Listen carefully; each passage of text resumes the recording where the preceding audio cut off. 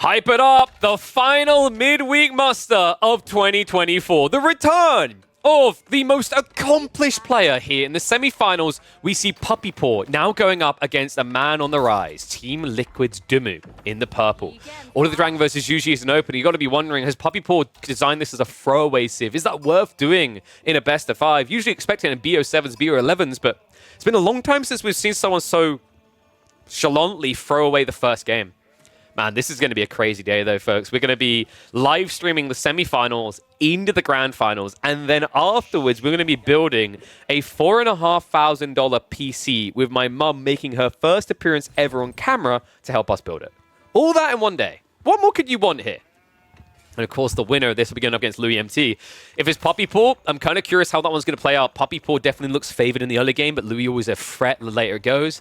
If Dumu gets that matchup against Louis, we could easily be looking at the longest grand finals ever in midweek muster history, possibly ever that we will see, considering that Dumu and Louis, when they clash, probably game average length is 35 to 45 minutes. But begin on Atacama. Now, apparently, Dumu and Wham just played this matchup, and I believe, was it Wham lost to Juji from Dumu, is what I think chat was saying. I imagine that was like Dry Arabia. This map's a bit different, but it is interesting for the Juji pick. And hold on a sec, we're just a few seconds out. Juji, the value they have in this early game is going to be their ability to play out into the center of the map and shuffle towards their opponent's base without being hit from multiple sides. I think actually Atacama is weird because it looks like it takes a lot longer to reach your opponent's base.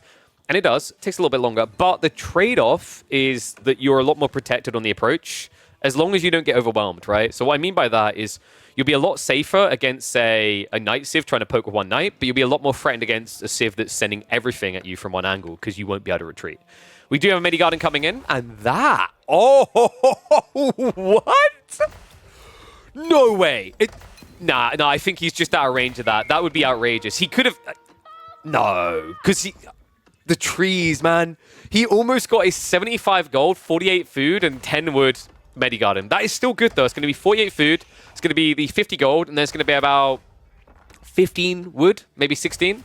So overall, a really impressive Meditation Garden to kick this one off for Dumu. Other side of it is going to be standard Arkin for Order of the Dragon, so nothing untoward. Okay, so it's actually Dumu on Order of the Dragon against Wham Juji. Maybe Wham told Puppy the strat. Interesting. And Order of the Dragon won, right? Yeah, so I'm wondering if the play here... Okay, I thought it was maybe going to be like some horseman to poke. We've got 2 TC. Now, this is in theory very cool, but it opens a very big risk. And I'm wondering if Dumu's going to identify it quickly here. He definitely has enough sheep to do so, right? He's got, what, 11 sheep compared to the 17? But the big crucial element here that matters quite a lot, guys. Okay, he's going Pro Scouts.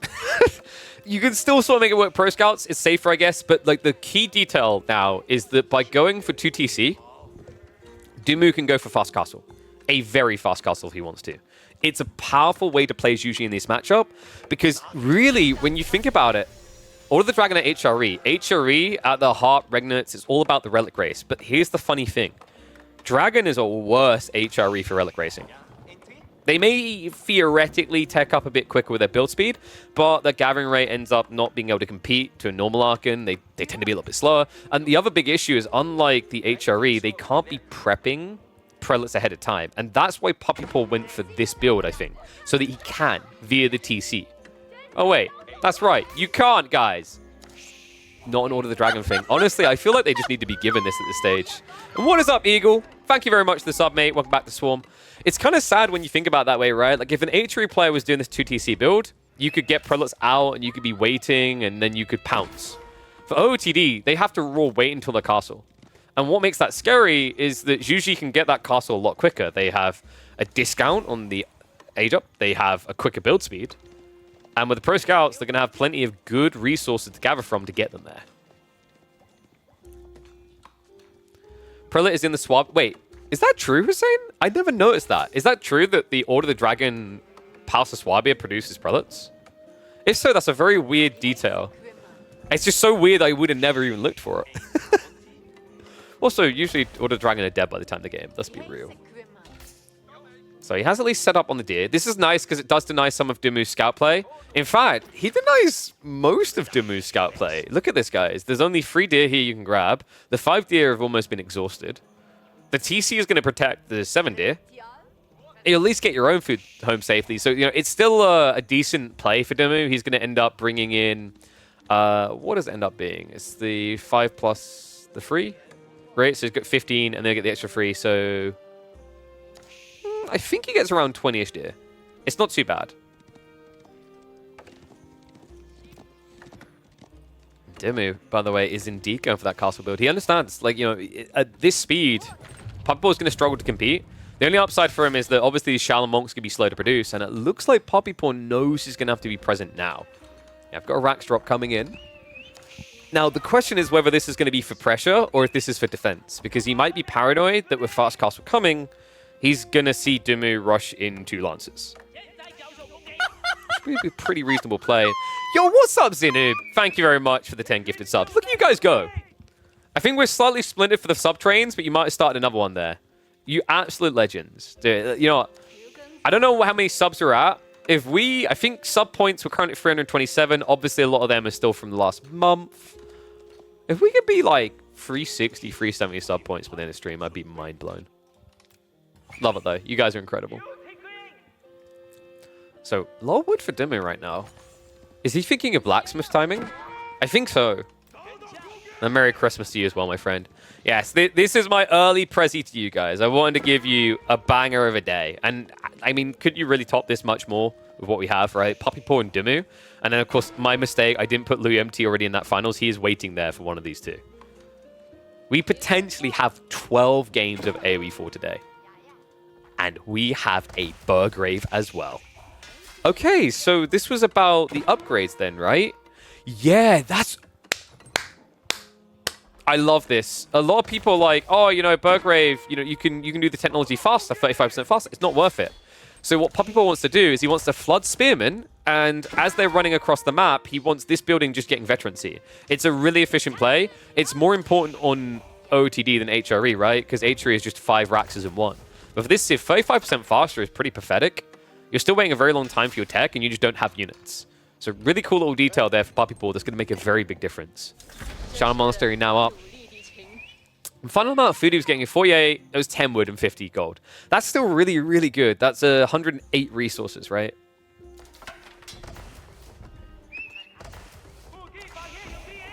Burgrave almost complete, so we'll see how the response looks here.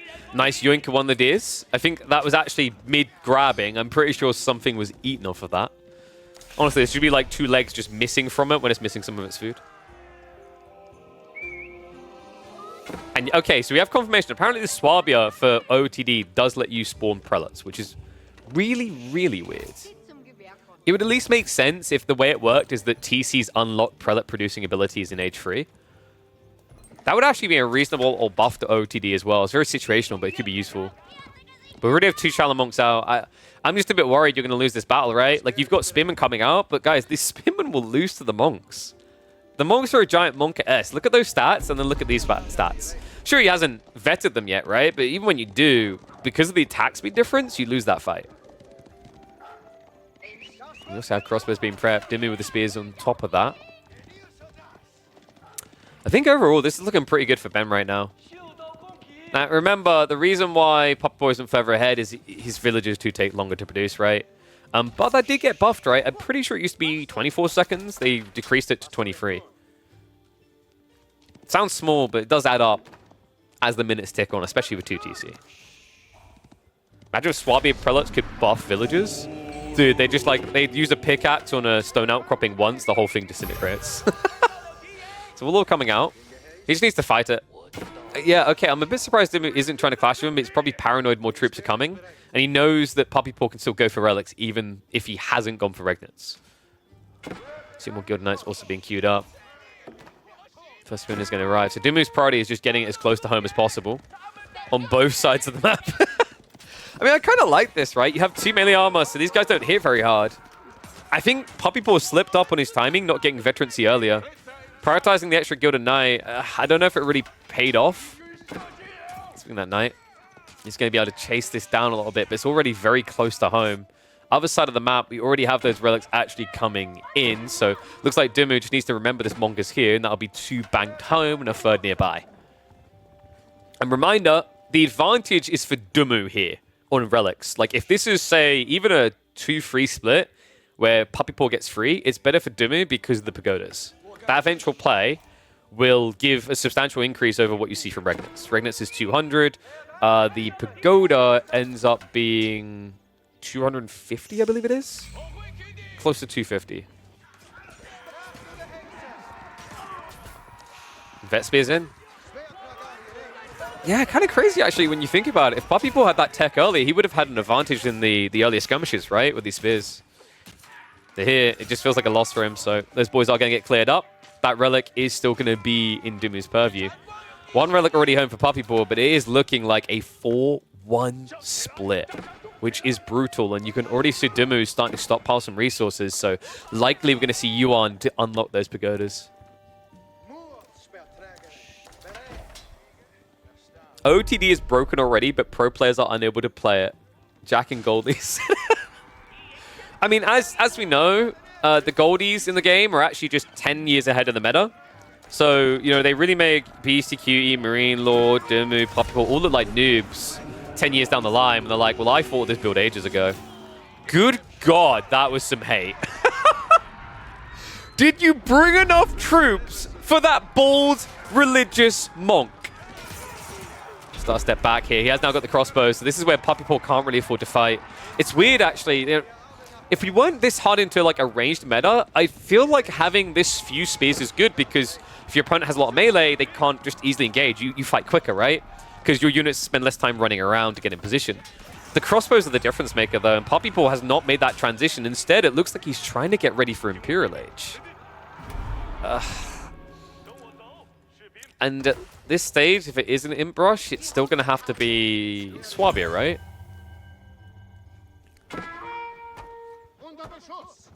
The monks. Give you an ass whooping, boy. I think we know which. I think we know the answer between which religious units are better, the old ones or the new ones. It's definitely the new ones, right? So we'll at least be able to cap, courtesy of the knight being there. Looks like Puppy Paw is just going for a ticking time bomb here, right? Sacred sites to be locked. But Dumu, what is up with that stone? This has to be a keep drop, right? A keep drop on the tree line, which is quite standard. We've been seeing a lot of players go for this level of protection. Either you multiple outpost or you keep drop. So probably drop it around here. Then you can gather the wood, and he'd have enough left over to actually go 2TC. Wait, no. This isn't about the wood. Oh my god. He's going to castle drop Puppy Paw's base. Meanwhile, Puppy Paw in the middle of transition now, trying to get Gilded Archers online. Love that he's got this scale armor on the way. It's going to be a big deal against the crossbows, but what might be an even bigger deal is this keep drop. He might look to just jam it right in the base. I can't believe this from Ben. It's so ballsy. The alternative is you drop the keep here, which blocks the trees and blocks the gold, right? So then you starve Puppy Paw out in the corner. Because remember, Order of the Dragon take crap tons of gold to play deep into the game. Dive comes in. Puppy Paw is going to get caught out on the berries. A good start here, and the keep's going to come in. And remember, these are Chinese villages. They do this fast. There's no doubt worry here. Forces the clash. Builds on the other side. Archers need to focus on those spearmen. They can't even waste time going for the villages. Villages that do have tech stars, by the way, so they don't die anywhere near quick enough here. But what does die quick enough, it looks like, is Puppy Paw's front line. He shifted around to the other side. He sent the spearman to try and stop this, but it's too late. Dumu gets the castle up. What next? It has to be the siege, right? Yes! We are getting a swift attempt to end this game fast. Dumu is going to gather the wood off of the primary tree line, so the keep gets that similar effect. And now he's going to try to set up the trebs. Wait, okay, no, we're getting Nesta Bees instead. Usually the play here, folks, is to go trebuchets and start sieging down the landmarks. But he wants an answer to Puppy Paw's army first. This is wild. What a game. What a game one in just the semifinals alone. Oh, the semifinals rather has begun with a doozy, that's for sure. dropped right in Poppy Paw's base. We'll have to see how he wants to react to this. Gilded Knights are at least raiding rather into the base of Dimmu. Eco damage that I don't know if he can really afford at this stage. Right, he did lose a few villagers trying to build that castle up as well. And Ben, this is truly an all-in timing. Rams are coming. You know, it's kind of weird, right? Usually people would try to go for the pagodas, maybe a second TC, but a very different approach from Ben. And no, Poppy Paw is not wood-starved yet. He has got loads of small clusters still to work with. But long-term, he has a problem. The issue is Dimmu's not playing for the long-term. So Poppy Paw should still have the ability to get his stuff online. And the Prelates is a cool idea. Really, it is, but not against Nesta Bees. Prelates with the Inspired Warrior buff is really strong for the armor and the DPS, especially on the OOTD. The problem that Poppy Paw is going to have here is that siege damage doesn't care about armor. And although Nesta Bees don't kill fast, enough of them is going to make the difference. Treb's now coming on the other side as Poppy Paw is trying to answer this. And really, Dimmu should just be going for the houses. This is the funny thing, when Order of the Dragon try to mass army, they're very easy to pop block. And you're seeing it here, right? Poppy Paw is struggling to keep the houses going. And what is up, Myriad? Thank you very much for the raid, my friend. Hopefully you had a good stream. You just invited 66 wonderful fellows into quite the opening here in our semis. Burgrave is now also being targeted. I mean, we're approaching a point where landmark victories could be feasible. Dimmu, this is just very slow to get the Nesta Bees out, though. A little bit of harassment on the flag. Looks like that Gilded Knight is going to get cleared up, so Eco now protected. Meanwhile, Poppy Paw taking risks, needs more food, shifts out to the east side. We do not have a landmark just yet. Dimmu has decapped that Sacred Site win condition, so no longer something to distract 2 or 3 minutes from now. Dimmu is a man of conviction with a target in mind here. Keep drop did come in the gold, but that doesn't protect the Burgrave fully. In fact, it doesn't really protect it at all.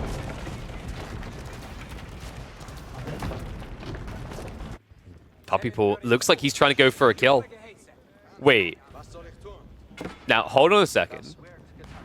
If I have a look at the... Oh, I can't look at the right...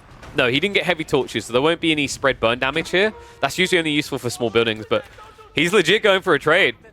I'm just not sure if you win this race.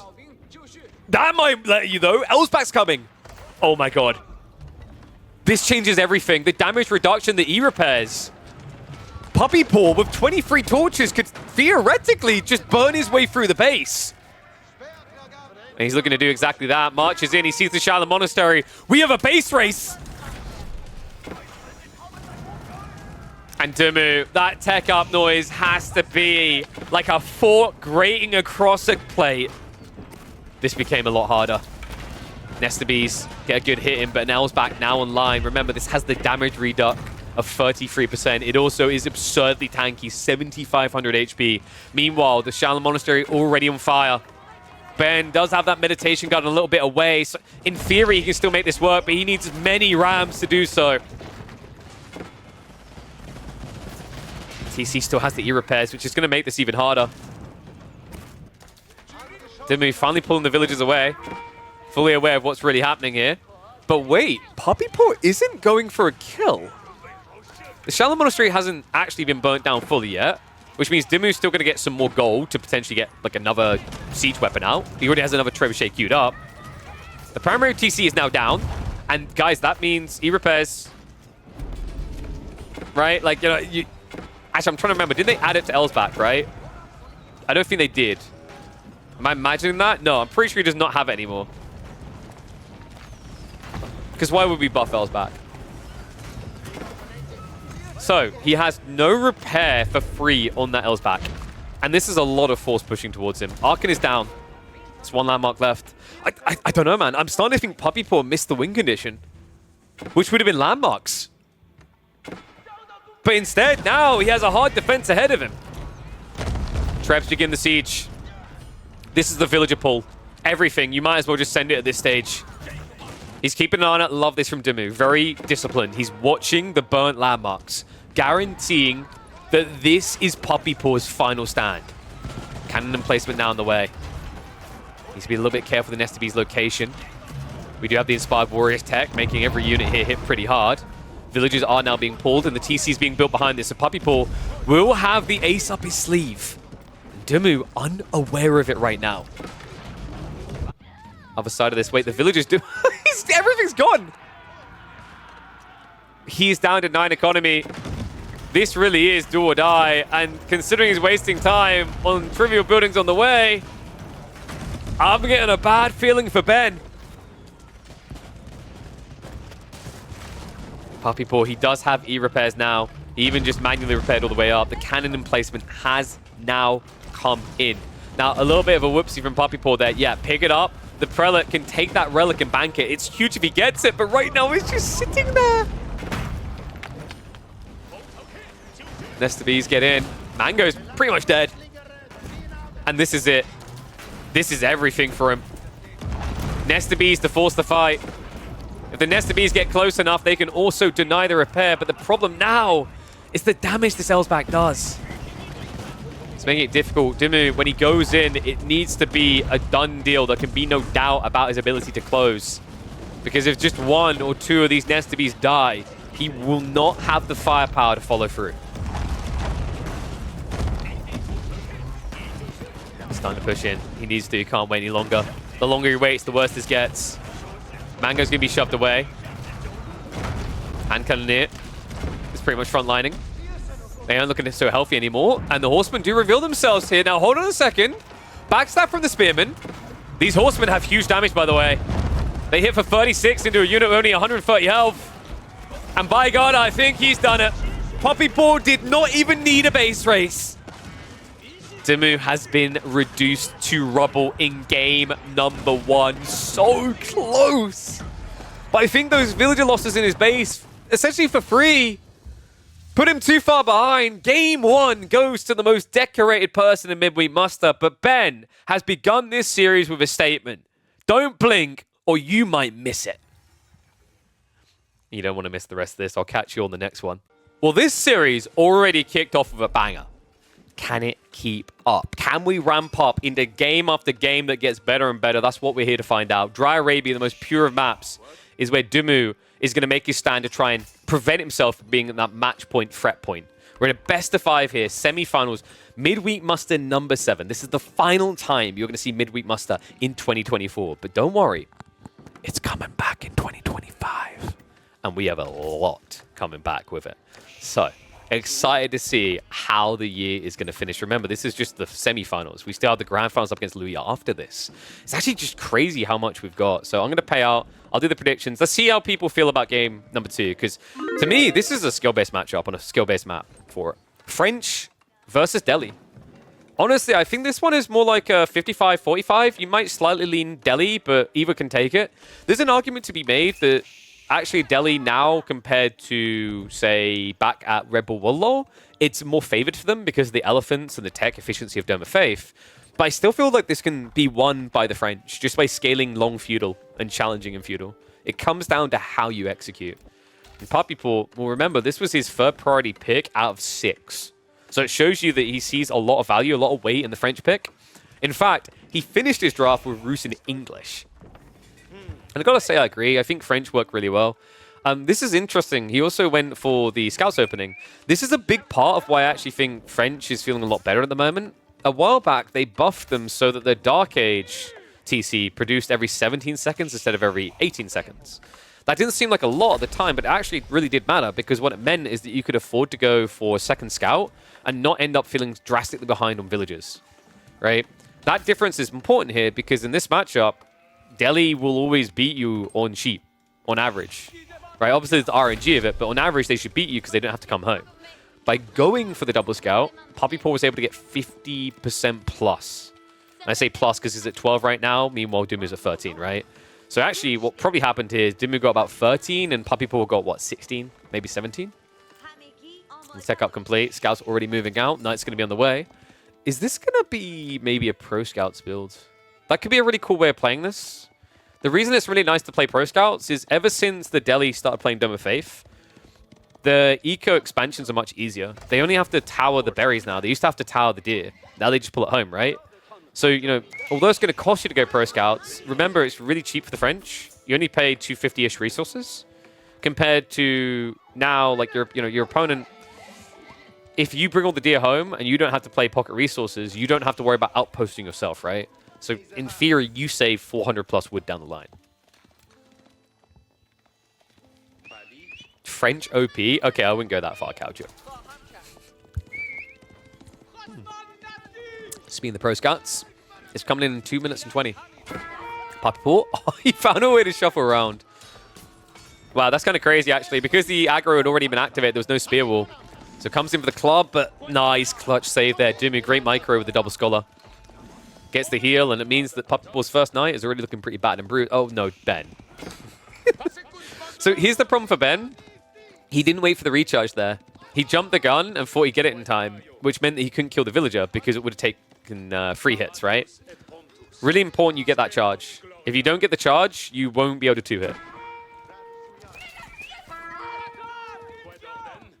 And the early game is going to be very nitpicky for these type of details as well, because as I mentioned, it being a skill-based matchup, really is about who takes those opening trades efficiently. And considering how much damage was already done to that knight, I'm not confident about Puppy Paw yet, but I do take confidence from this. Barracks is a really smart play. Now you can also, on a delay, go into a blacksmith's and immediately have better spearmen than Dumu. How do you guys vote in the end, by the way? Okay, so voting's still going on, but Dumu has 11.5k. Puppy Paw has about 4.5k, right? I can kind of see where people's hesitance is coming from. Delhi have just been on the rise. Sure, French have been making a comeback, but compared to Delhi, sometimes it's hard to remember that there's a stage where this Civ was more broken. There was, by the way, like, just before anyone's like, was there KP? No, there definitely was. Anyone who was here in 2021, early 2022, will recall herbal medicine. There has never been a more toxic point to fight the Delhi, I think, than that point. Late game, sure, is more absurd for Delhi now. But the point was that they didn't even need the late game in the early days. It's kind of funny, actually, how long it took, rather, for the Delhi to like get slightly tweaked on their early game. And that got optimized around. And there was so much focus for a very long time on the early game that when just a few changes came in that made Dome of Faith viable, all of a sudden the unaddressed issue of late game Delhi really revealed itself. Walls coming up for both players. A little bit surprised by Puppy Paw's walling. I mean, Dumu hasn't built Ghazi at all. Yeah, okay, but they are coming. I was going to say, I was very surprised that Dumu didn't open Ghazi. I've been seeing a lot of players in this matchup recently just open stables, and they flood Ghazi to outnumber. Because it's really cool. You can find a lone knight, pump your mace into his face, like 3 versus 1, and then run away and heal. And meanwhile, for French, they don't want to get chivalry until they're up to like 6 knights at least. And no pro scouts? No. He probably feels like it puts him too far behind. It is cheaper, but it's still 250 resources that your opponent isn't paying. And if he went for the pro scouts play, he wouldn't have had these early knights. So it would have been a trade-off. So basically, Puppy Paw felt that he could do more damage with the first 2 knights than he could by taking the deer away. I would refute that statement based on what he done here. I don't think he done anywhere near enough damage. Now the double blacksmiths. Chivalry is on the way, so Puppy Paw will at least be able to kiss the boo-boos better. But what's the next step? I mean, he is at least keeping Dumu off of the sacred sites, which is very important here. Is there a world in which Puppy Paw gradually tries to get castle? Because that would be quite crafty, actually. I mean, you're going to get a competitive timeout at the Delhi as well, and they get all the free techs. But you would have map control to deny them getting the relics, and you could rush them yourself. Any reason for 2 blacksmiths and 10 scholars? There is another reason, which is, like, do you not think you'd want double blacksmith if you're playing blind and paranoid that your opponent is going all in? Because if your opponent's going all in, he's going to have archers to follow this up as well. He's going to have steeled arrow, undermesh, and siege engineering. So it's possible that Dumu just feels like he actually aggressively needs to get his techs to hold. And we do now see archers being added in for him. Smart choice here, right? Puppy Paw is on the verge of breaking into the base, but unable to do so. Archers will make it difficult for him to even consider trading. It'll put Puppy Paw in a position where he just has to dive, and diving's difficult with all these choke points, right? This is why ranged is just so damn good in the meta. It's not only good for diving to attack your opponent, it's also good for defending in your own base. Melee's only great when they can get the surround.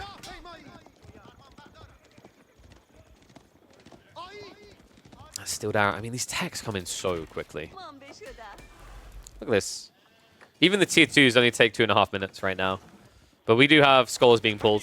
He's moving for sacred sites now. Meanwhile, Poppy Paw, it looked like he had his hand in the cookie jar. He's been floating a lot of food in this game.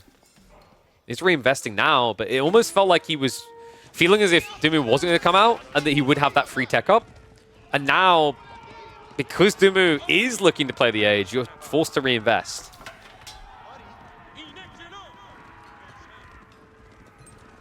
You need to be very careful here as well. Anything you don't kill is going to get healed up. Now, Dumu's army is not really that big. Remember, 13 of it is scholars, but, you know, they are being used in the army, right? They do have a presence of sustain. And Puppy Paw really needs to contemplate the blacksmith now, right? He's already 4 archers deep. He's behind on techs. If you wait any longer, it just doesn't make sense, right? Because by the time you'd have Steeled Arrow, you'd be at 9 to 10 archers at least. And not to mention, now that your opponent has got the melee defense coming, you really do need that free melee tech. Because now in these exchanges between spears, for example, you're 2 damage behind.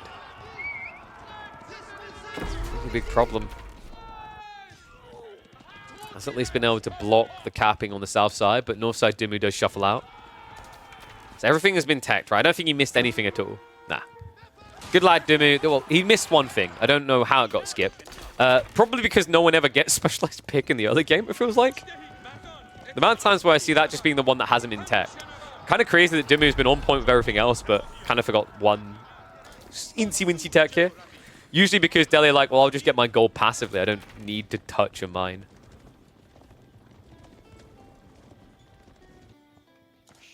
Puppy Paw, he's close to just pulling that trigger. Castle feels inevitable here. Crazy that it's been done without blacksmiths, but that is now on the way.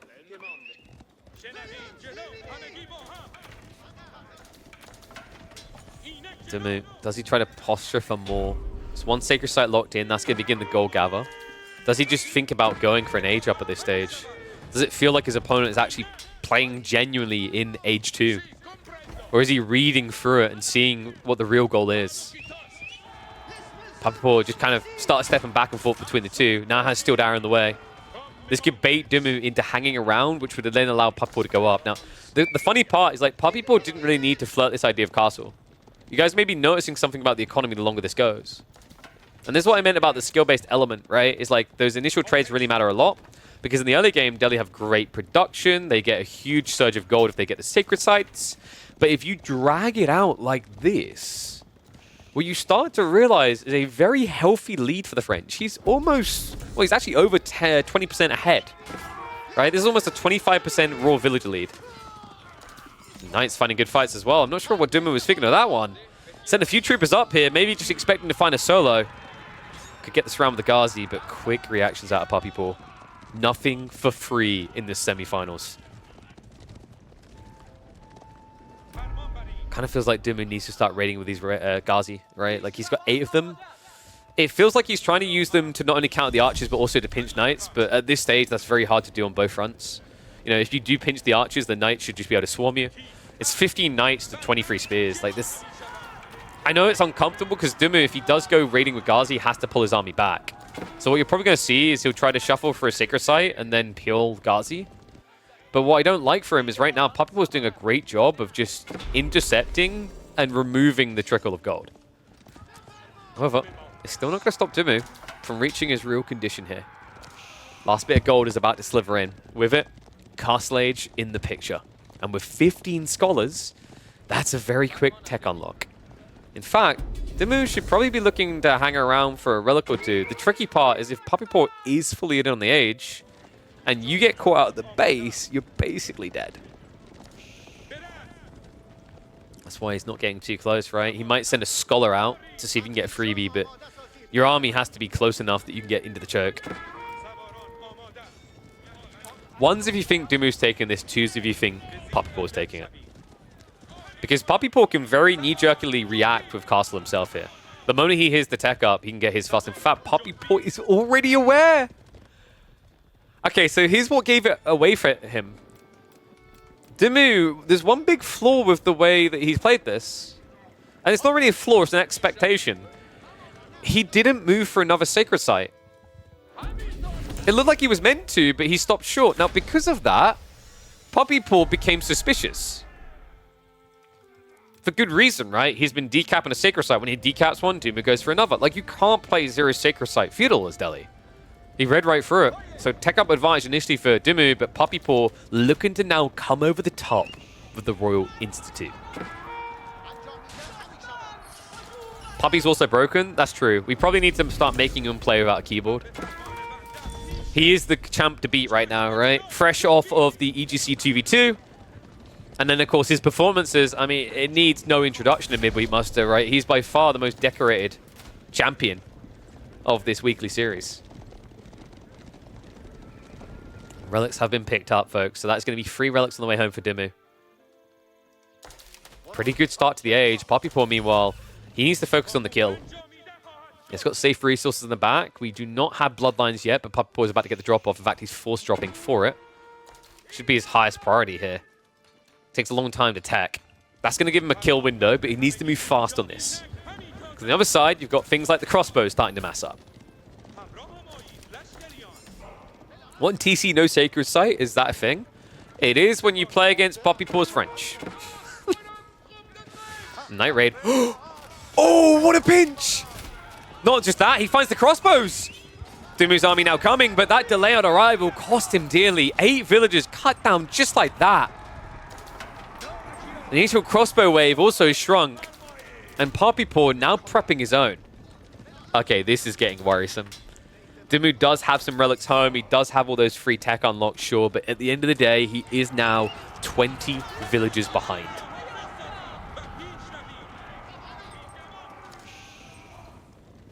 He's going to have to do some damage soon. We do have a few more Ghazi getting added in. Remember, all this is for free. This is how Dimmu justifies his state of the game without being too aggressive. Is yes, French are building a lead, but they have to pay for everything they get. And even the Royal Institute discounting that, they're still paying, for example, in this case, 600 resources, whereas you're, for your techs in Castle, paying nothing. And an arm switch now. Wait, what? That has to be a misclick. I can't think of any reason you want to play men-at-arms into this. Arbitrary has to be suspected, right? In fact, he's going to see him in the fight now. Clash comes out. Dimmu has the numbers. He's trying to snipe that backline. The Scholars make him last a little bit longer here, but remember, these are Royal Bloodline Knights. They take a while to breach, which is why he still has 15 alive in total. However, the backline isn't so lucky. Dimmu, sick micro there. He was targeting down as many archers as possible to keep the spears in it. He's going to keep charging forward here. There is an opportunity because Puppypaw right now doesn't have the raw numbers to hold back the flood. However, Dimmu needs to calm down a little. Melee units charged ahead. His ranged isn't here yet.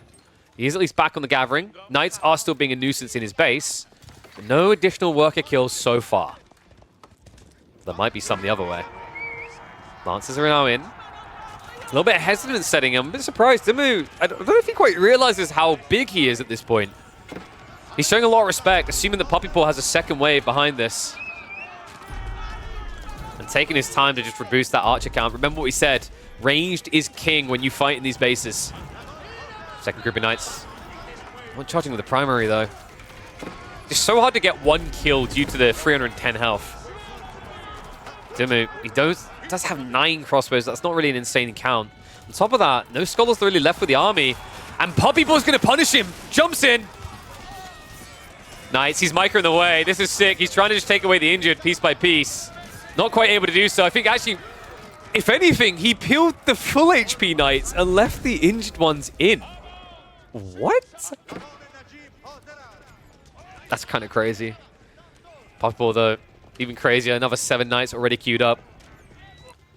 Food is starting to get exhausted. So there is a running risk now that Puppypaw is going to drain himself of food faster. Dimmu still has the berry bush, the 8 stack in the back, so he's actually okay. He has a little bit of life left, while Puppypaw down to 3 here, down to basically 1 worth here. He has got the ball, though. I don't know how long he's been on this, however. A long time. He's been on this a long time. So his only move now would be to try and sneak to the north corner. I actually rate that play highly. He has such a lead that he can kind of afford to. Hey, don't tell me I haven't got comedial timing, all right?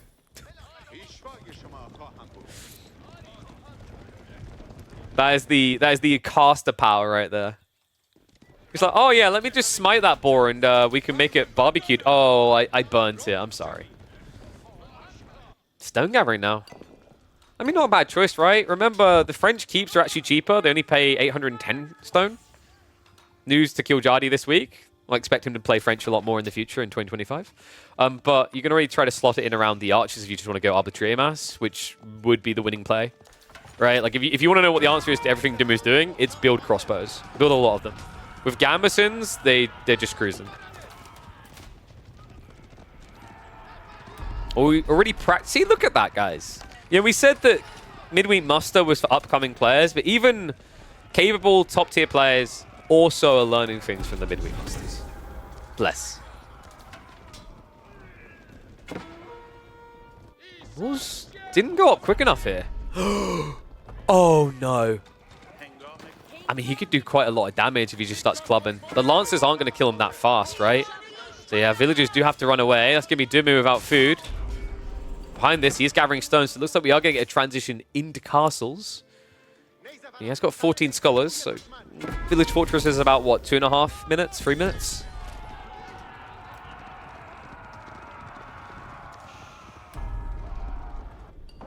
Man, it's kind of crazy that it's a 25 eco lead for Puppy Paw, but I'm still not sure who's winning this. At the end of the day, Dumu, he is creeping sacred sites. He does have 4 relics. He got all these free techs, which has improved his economy more than Puppy Paws. And he is now going for keep drops, which will get him into multi-TCs. The Knights, however, are still a big threat. And army's coming. And he does just outrun them just at the end there. Puppy Paw, unfortunately, didn't reset the charge. So we'll be able to chip down, what? Is that going to be 4 workers in the end? I think he only got maybe 2. Good reactions by Ben. And the keep drop now coming in for the 8k needs. I mean, there is death's door, but yeah, I don't know if he actually lost any. He took 2 worker losses earlier. I mean, overall, I'm impressed by Dumu's position in this. Dumu's macro failing so hard, he goes imp, and that's like a whoa, Kill Jardy. You clearly haven't watched enough Dumu games. We usually see him with 2.5 to 3k gold before that happens. Calm down. He has got the first keep, though, and plenty more stone for an additional. In fact, he's going to need it in his base at this rate. Knights are looking to march in. The villagers apparently using their face as a blocker. Spears are going to catch up, though. Puppy Paw? I don't really think this is the fight you want to take. I mean, you could keep charging deeper looking for villagers. Yeah, he finally realizes it, so we'll keep on hunting. And he needs every piece of damage. Remember, Village Fortresses is coming in very fast here. Just 2 minutes away. What worries me more, actually, is the location of the AKs. This is kind of crazy.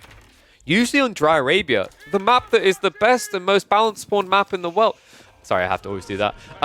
Usually you get mirrored 8k spawns kind of roughly on the other side of the map. They're both north side, which means this movement by Dumu has already put a really big spoke. A really big, like... What was it? That's not a spoke. Spokes are the things you stick in the wheel. A really big stick in the spoke of the wheel. If Puppy Paw has to go late. Because he'll be playing French without big gold. Damn it. You could even think about keep dropping down here as well. I mean, look at it. 1,700 stone right now. It's just a sliver shy of a double keep drop. Would love to see him just drop a keep here, which would get him another 1,200 stone. And then drop a keep in the corner so you have all the wood you need for the late game. Also needs to start getting farms in, which is now happening. And Puppy Paw is a step ahead on that. Already up to 14. Actually, made that about 20. Meanwhile, Dumu is sitting, I think, 20 now as well. Stonewall's also coming in. Great read. Villagers. Oh, hello. Well, this is a bit ballsy. He actually... wait, no. He sent all the spears down. But wait a second. They can body block. And that's exactly what he's doing. Wow. It doesn't get all the knights, but it gets more than it really should have there. Body blocking royal knights with royal bloodlines with archers. And I'm getting worried now. Look at Puppy Paw's income. This is about as bad as it gets. His food and gold is terrible as he's setting up these farms, right? So his ability to remass on knights, very difficult.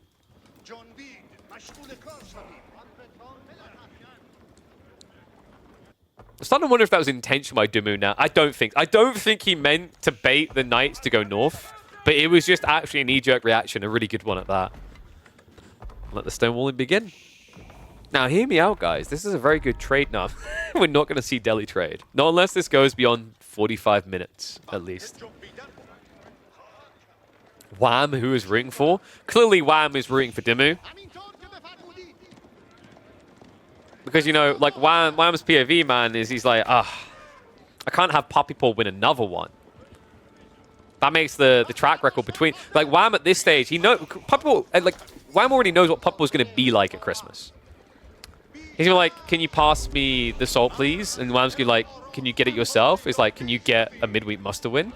And that is gonna be hell at Christmas. I can already predict it.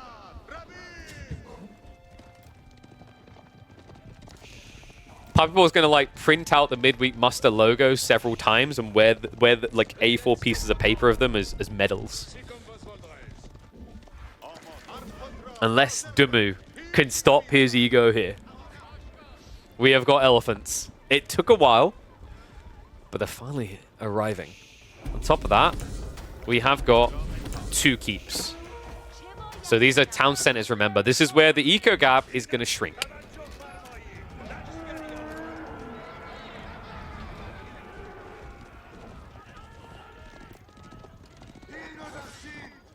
Puppy Paw. I don't know how I feel about his position right now. I mean, Dumu could just trend towards Imperial, right? It kind of feels like we might end up there. I like that he's adding in more elephants in the meantime, especially war elephants. It's going to block this horseman play. Does need to be a little bit careful to not add in too many. You are up against Arbitrary. It kind of feels like your real win condition is tower elephants, but it's a very weird unit to try and get against French.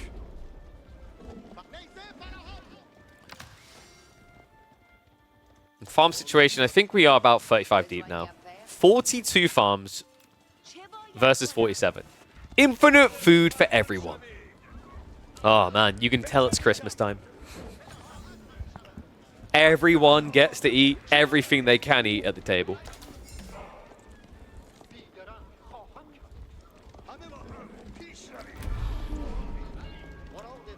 I mean, I'm actually really impressed by Dumu's performance, by the way. It's not that Dumu isn't a capable player. It's that right now, Puppy Paw just looks like he's on another level. That game 1, though, crazy how close that felt. Game 2, feeling just as tight. But Puppy Paw, he has gathered the resources for an edge, but it won't be an edge that lasts long. Red Palace drop is coming in. This feels like a terrible Red Palace. It doesn't secure an 8k at all. Love the approach as well from Ben. He's taking the riskier gold first, so he can fall back to this one on the Sacred Site. And past the Sultan's coming through. Knights in the meantime are going to dive in. And Dumu, oh no. Does he know? No, he's going to steer away. Unless he sends a few in, and it gets found. So Landmark is going to get blocked. In fact, the Knights now all charge over there. Dumu, at the worst possible time. Puppy Paw's spidey senses, his doggy senses were tingling.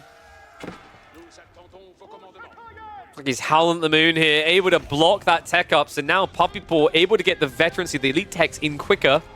Army is at least going to react now to resecure, but it's also kept Dumu's head down in the mud.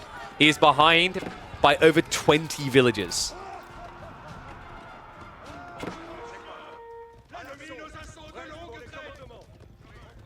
That's the feral instincts for you folks. Those puppies, you know, when they sense danger, the hair in the back of their head, everywhere else, it goes up on end. And Dumu, of course, can be no match for that, having no head full of hair. It's just simply genetics at that stage.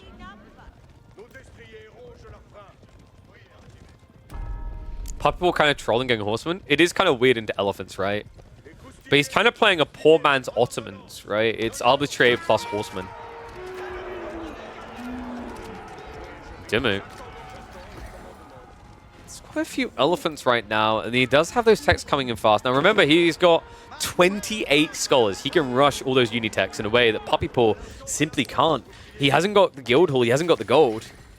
Now the knights are going to be diving underneath one of those keeps on the gold vein, but he needs the whole army. I'm not liking Puppy Paw's position right now. This keep drop also doesn't solve the problem. He hasn't got gold. If Dimmu wins one fight, Puppy Paw is dead.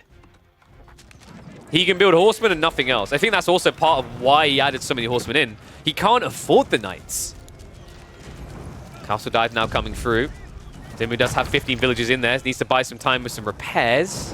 The army is marching up, and the elite techs are coming in quite aggressively here. Some of them just 10 seconds away. Puppy Paw. Okay, well, at least wait until the threat has been removed. Puppy Paw is getting ready to spread round for the repair crew to come out.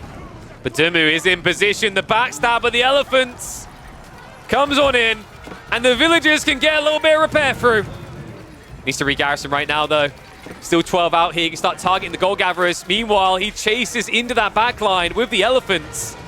And not just that, look, no, the A-clicks! This is going really badly for Puppy Paw because his A-clicks are attacking spears, whereas he could instantly kill these war elephants. If I say instantly, 1,062 health, not quite, but could get through them fast. Instead, he's the one getting chowed down upon. And villagers now dead. Puppy Paw, I mean, this has to be it. You didn't set up trade. You have no gold. You're running game 2. Surely has to be an end here. And surely this has to be Dimmu getting a point on the board. Red Palace is at least going to stop a continued dive. But this looks dire.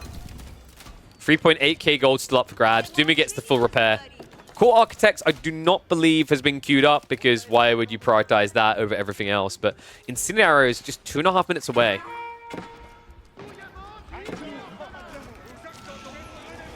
Puppy Paw really just being reduced down to trash at this stage.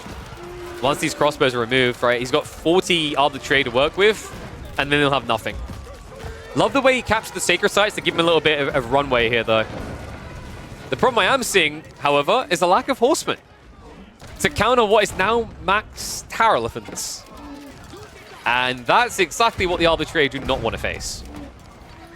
They can kill the war elephants, they cannot kill the other elephants. What? Did he really just try that? Puppy Paw just sent a third of his economy all the way to the side of Dimmu's base to try and snatch this gold right next to a stone wall. Oh my god. I don't think he knew it was there. Because remember, they have vision. You would have been seen always. That's incredible. And yeah, chill guys. Remember, Wham is the trader, not Puppy Paw. They had a conference last year like, look, we need to identify what each of us do. Look at the eco state though, 94 to 87. The whole lead basically gone. Keep has at least been crumbled. And looks like you got the north one as well. Okay, so we have Puppy Paw back on gold. This is a miracle recovery moment. 3.4 to play with. Horsemen in the meantime are going to march in. And Dimmu, where's the units to counter this? Ghazi are on the way, but they're a little bit slow to arrive. Elephants, however, have reached in. He needs to try and shuffle to react to this, but the horsemen, they're down to none. And Dimmu is looking to break through. With the elephant still alive, he could even just go after the castle on the north side. Red Palace should at least give a temporary reset here again. Love the forced march to just dive in. He's looking for the cannon kills. Not quite going to be able to find it. They need to get a cannon of his own. Because now all of a sudden, Puppy Paw has just found an extra runway here. 3.4k gold is a lot for Arbitrier. Especially when you remember that he's been building them around keeps, right? Oh my god, no. He's only been building the stables around keeps. Okay, well that's kind of a problem. I think he doesn't have a single archery range around a castle.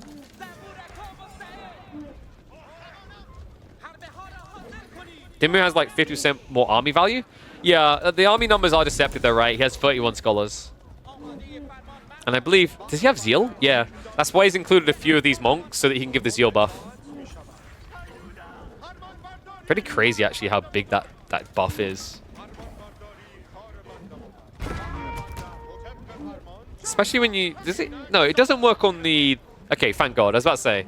I never checked that before. Zeal doesn't work on the guys on the back. It only works for the elephant itself.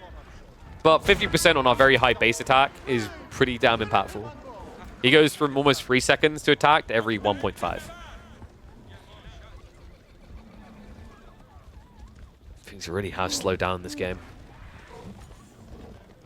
Crazy how big elephants are in the late game.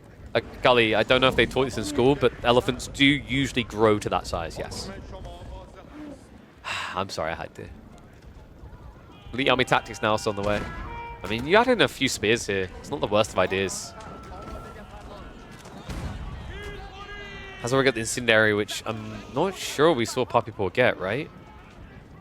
No incendiary tech. I mean, it kind of makes sense, right? He just doesn't have the gold for it.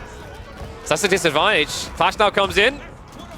And where are you going? You're needed. What? He's trying to dodge the war elephants. But if Dimu just peels these ones in, brings them up north, I mean, he doesn't even care. It's an A-click to victory. Oh my God. Those aren't herbivores. This is what would happen to planet Earth if elephants ever got a taste of human meat. Despair and defeat. The Delhi continue to dominate. Welcome back to the midweek muster. It's time for game number 3. You heard that correctly. Puppy Paw has dropped a game. It rarely happens in these midweek musters, but he's been dented before the grand finals. Can Dimu be on the verge of delivering that slayer blow, that killer blow? Ayyubid versus Chinese. If Dimu is able to beat the Chinese here, Puppy Paw's Chinese, it is a statement to be made, because I genuinely think that this is the person playing China the cleanest right now. I think only exception I'd say is maybe at Red Bull Wall, there was some awkwardness there, but overall, I'd say Puppy Paw has consistently been on the rise to being the most scary Chinese player right now. Borderland, a good map for it as well. A lot of value in Pro Scouts. A lot of spread deer that you can play onto. Is Dimu going to try the advancement wing build? My worry is, like, I didn't like the idea of growth wing, because I think if you go growth wing, Chinese is just better in feudal age, right? Because the taxmen that they pump out of the academy, their eco will just eclipse yours. But advancement wing has been growing in popularity on this map. We've been seeing it a few times. I'm still not crazy about it, but then again, I'm not crazy about IU into Chinese. The alternative is you just go for a classic fast castle build. Maybe go, for example, the dervishes. I actually quite like the dervish idea, because then you can pressure onto the Pro Scouts play that we're expecting from Puppy Paw. Almost moment of truth. Predictions right now, I mean, it kind of says everything I've been saying here about signature pick, right? Puppy Paw, 105k votes compared to just 30 for Dimu. And let's not act like Ayyubids aren't a strong pick in the current competitive scene. China definitely feels a tier above, but just shows you how skewed it is, because this is also a scary civ. We very rarely see Puppy Paw actually lose at this. I think actually what was crazy to witness was the back-to-back losses I think it was Puppy Paw had recently in one of the grand finals, I believe it was. It was kind of wild to watch, because usually he's just so on point, but seemed to get neutered for once. So, moment of truth coming. I think this is... Do you just Dervish? Dervish FC with Growth Wing would be pretty strong. Okay, yep. Here we go. So, Culture Wing Logistics. Dimu's likely going to be following this up with 1 to 2 Desert Raiders. And then you'll look to catch the Pro Scouts, because that's what you're expecting from China here. Especially when they only have 9 sheep. Are you kidding me?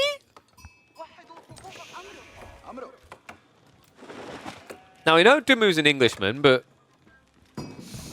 I'm smelling Welshman in the air as well. I feel like he's been actually up in the mountains, catering to and looking after his sheep. That's absurd. 21 sheep versus 11. You have to go Pro Scouts now. I don't think you have much of a choice with this detail. Because the early Dervish play, like, if you just try to play pocket resources, you're going to have to spend so much to defend them anyway. We'll definitely see in a second. I mean, Puppy Paw, he hasn't moved across the goal just yet. No, he's doing something different here. You know, if it was Pro Scouts, I mean, he needs to get the stables, right? So I guess you could just argue he pulls free across the gold, but like looking at his goal right now, it doesn't feel like a Pro Scouts rush. as he needs 275 for that. You think he's going to Barbican? Okay, if he Barbicans, he dies. Let's be totally real, guys. This is likely going to be Desert Raider opening with Dervish. You can't shivs out that. You die. One's in chat, if you've tried to melee with villagers, a Desert Raider before. And don't forget the sad face next to it, because you all know where I'm going with this if you have. Your villagers do 6 damage, a Desert Raider has 5 armor. You can make units? I mean, it's true, but my worry is, like, you just get intercepted on the way, right? We'll definitely see. Dimu's gathered enough wood to build into some production bonus here.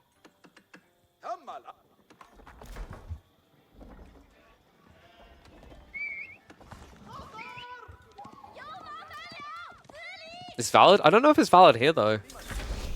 Your opponent also has a retracted gold as a backup option. So that you have to follow up. You can't just build a few units, drop a Barbican, and then go back up to your merry days. He could turn it into like a proxy base as Zhugnu all in. I actually like the idea of a proxy Zhug play. That works pretty well. And we do have the rats coming. The reason Zhug's pretty cool here is if you get to it, the Desert Raider Dervish play is worthless. Because if the Dervish show up, they just die. We do have the stables. Dimu. Yet to add in anything, though. I mean, he's lacking the wood. So maybe... was this... I don't know if this is a miss macro. He stopped at 200 like he was optimal.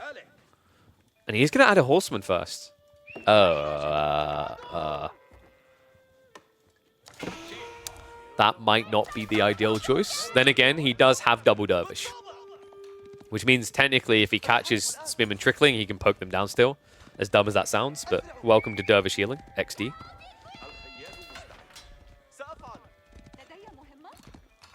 Yeah, I'm starting to feel like it might be a Barbican timing as well. Considering he's adding the Archer Range already, that's going to generate extra taxation. He already has 88 here. So he's got 16 on food. Like, this 100% is reeking of Barbican. Dimu, however, he's just being as greedy as possible, man. Usually you expect a Desert Raider here. It's only Horsemen. And Dimu is 3 villages behind because welcome to Taxmen. Imperial officials were built. Imperial Academy, very good feudal landmark, by the way.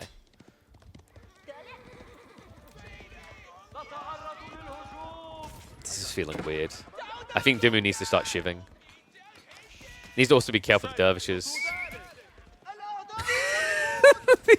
Oh my god, he's full-on Scrooging this.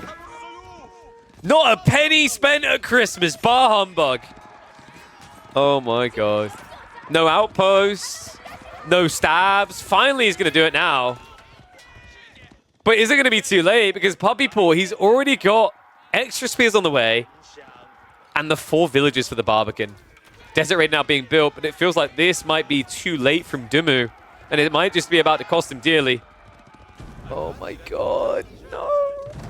Not just that, look at the deal location. It's the dream. And in this game, Dumu's nightmare does shuffle off to the east side. We mentioned that back gold is going to give him options. I think this is something I like about Borderland as well. Borderland is really nice for a recovery mechanism. It's not one of those maps where you just get Barbican Rush, you can't ever touch gold again. However, that gold comes at a risk.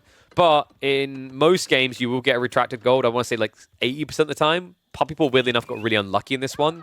He got the berries at the back and nothing else.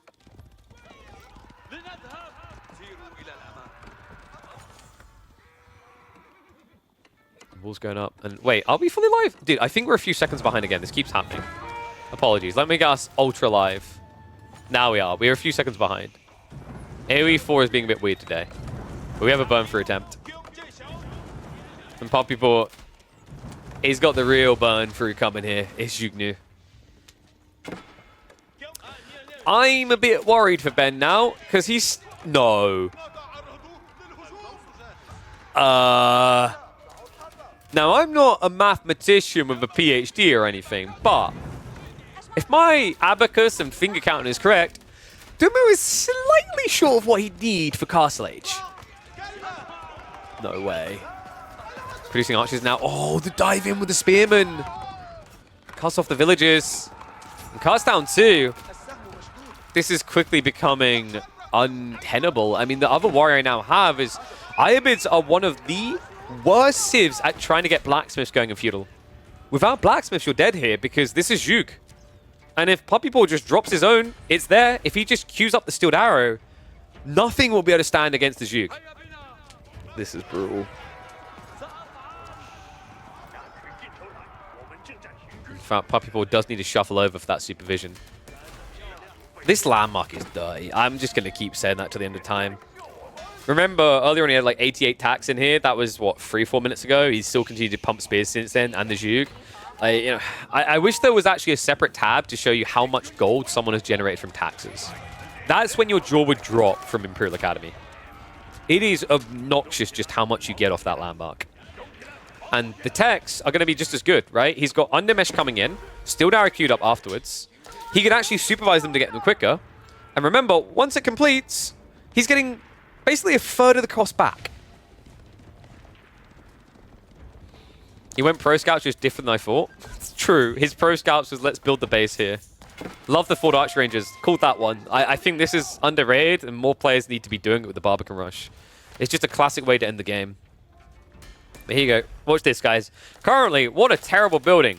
In tax range and 0 tax, why would I ever build my blacksmiths underneath an Imperial Academy? What a absolute waste of... Oh, okay. Yeah, I think I'm going to build it there in the future. 64 gold per tech. One hell of a rebate. And Dumu finally found his gold in the north side. He needs his food now, though. Tech up hasn't been started yet. And not just that, Puppy Paw is shuffling around. No, he's got a second group rallying. Dumu can't get back to the base. Puppy Paw just needs to not outplay himself here. And I don't think he's going to. Yeah, he sees the villagers. Oh, no. More villager losses. Dumu is now over 10 eco units behind. And he's hunting for the rest. He knows they're up here. In fact, he can see them perfectly. Luckily, Dumu did at least get wheelbarrow, so he's able to run away. But at this stage, almost half your villagers are not working. And also, this group is leading the enemy army to even more workers. Okay, just call the game for what it is, man. This looks done. He did get the trigger. Growth Wing is on the way. Puppy Paw's army is just so damn big.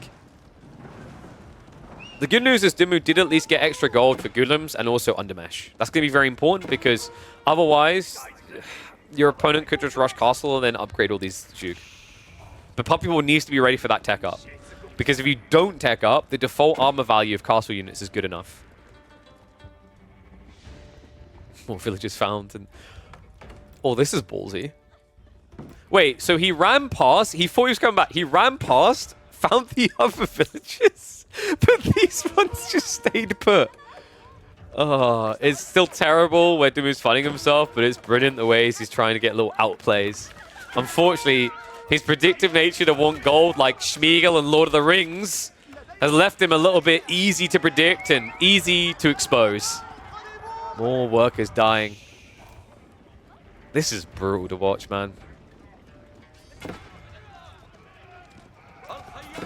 Dumu is going to be able to march north and poke.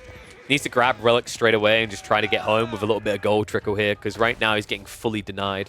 If he can get 2 relics home swiftly, he can afford Golem. My worry is Puppy Paw will be able to contest them. Look at this. He stockpiled, he's going. Castle Age about to be on the way. You know what you do to up this? Nah, he's only got 4. I was going to say, you build a clock tower here. He'll build it at home. So, Dumu just got 7 extra villages. Does it feel like it? Oh my god! The villages again, and he found them out here as well. This game is not winnable anymore, man. At some point, Dumu just has to realize he's doing more damage to the mental state than good.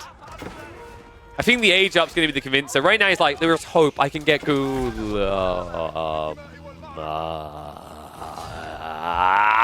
GG. 2 on the board for Puppy Paw. Potentially 1 game left.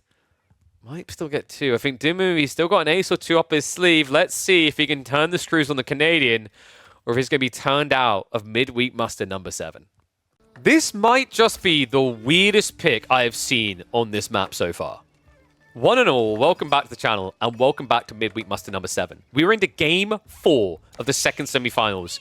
And for the first time ever, we are seeing Malians on transhumans. Transhumans, of course, the map created by Chum, iterated by Caillou. You have these crossings. It's a little bit like a better canal, I want to say, with 3 relics in the center and fishing to work with. Dumu, on the other hand, has gone for something more expected. Japanese. This has been, I want to say, second most picked Civ, just behind Roos at this stage on this map. Very potent pick, has looked really good, but I gotta say, more recently, people have figured things out. I think like the Japanese Mount Samurai Rush just hasn't been working anymore. Not as much anyway, because it's predictable and you're talking about a map where you can wall yourself in. It is, however, situational. I think Roos is a really good counter to Japanese for that reason, but Malian's a little bit more questionable. We'll have to see what Puppy Paws got in mind. Fishing opening from Dumu to be expected. Remember, the fishing boat's really cheap. Follow-up play here should be, yep, villager runs out, will drop a farmhouse near the shoreline fishes so that you can manually drop off at them. Wait, what? Oh, that's kind of unfortunate. I think Dumu's close to... No, he's got like 3 slots. Okay, I thought he'd run a little bit deeper. He's just assuming it's in the area because if it's to go deeper, it's not worth the distance walked. So we'll probably after this shuffle north side. Yeah, kind of an unfortunate spawn, right? There is a bit of randomness to where those shoreline fish are going to be. You can see by comparison on this side, there's one really close for Puppy Paw. And I kind of love this. Malians got buffed on water, remember. They get 10% of what they gather as gold now. Guys, like this map? I think this map is pretty good. I need to talk to Caillou. I actually want him to create a better, a 2-canal, where it's like canal, but it branches north and south. It would almost be like a canal meets Kawasan dynamic. This one, however, is very different to canal, because in canal, you fight up a river at each other. This one, there's water play, but it's not really about attacking each other. We've seen a few pocketed strats where they drop docks, but mostly this is just for an alternative food source.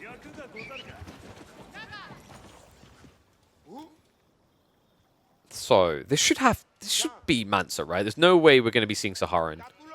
I don't think so. Especially on a map like this, you only have 1 gold on your starting island, so you tend to burn out quite fast. So if you don't actually have the Mansa, you're going to be shy of gold in that mid-game. Wow, still a lot of the prediction going to Puppy Paw, despite Dumu having some decent showings here, despite how good the Japanese have looked. I mean, we have been seeing issues with Japan in the mid-late game on this map, because they kind of end up in a hard place. In fact, it's not just this map. Right now, the meta is very anti-Japanese. The reason is what happens after the initial aggression, right? Like, the Mount Samurai opening is great, but if you don't win at that point in the game, people start moving into crossbows. And that's where Japan is in a really weird place. Because Japan have worse crossbows, right? The Onimusha are fast at moving, but they cost more. They're more unwieldy as well. So it's a little bit difficult, and wow. This is a really different build. It's a Kura storehouse. Is this the first Kura we've seen on this map? I think it is. It's a cool idea, though. We've been seeing a lot of players struggle with food long-term on this map when starting on this island. Especially with Japan, they have to go for, like, berries. But that's because they're always going coca. And we are getting... What? No. We are not only getting Saharan. We're getting trade.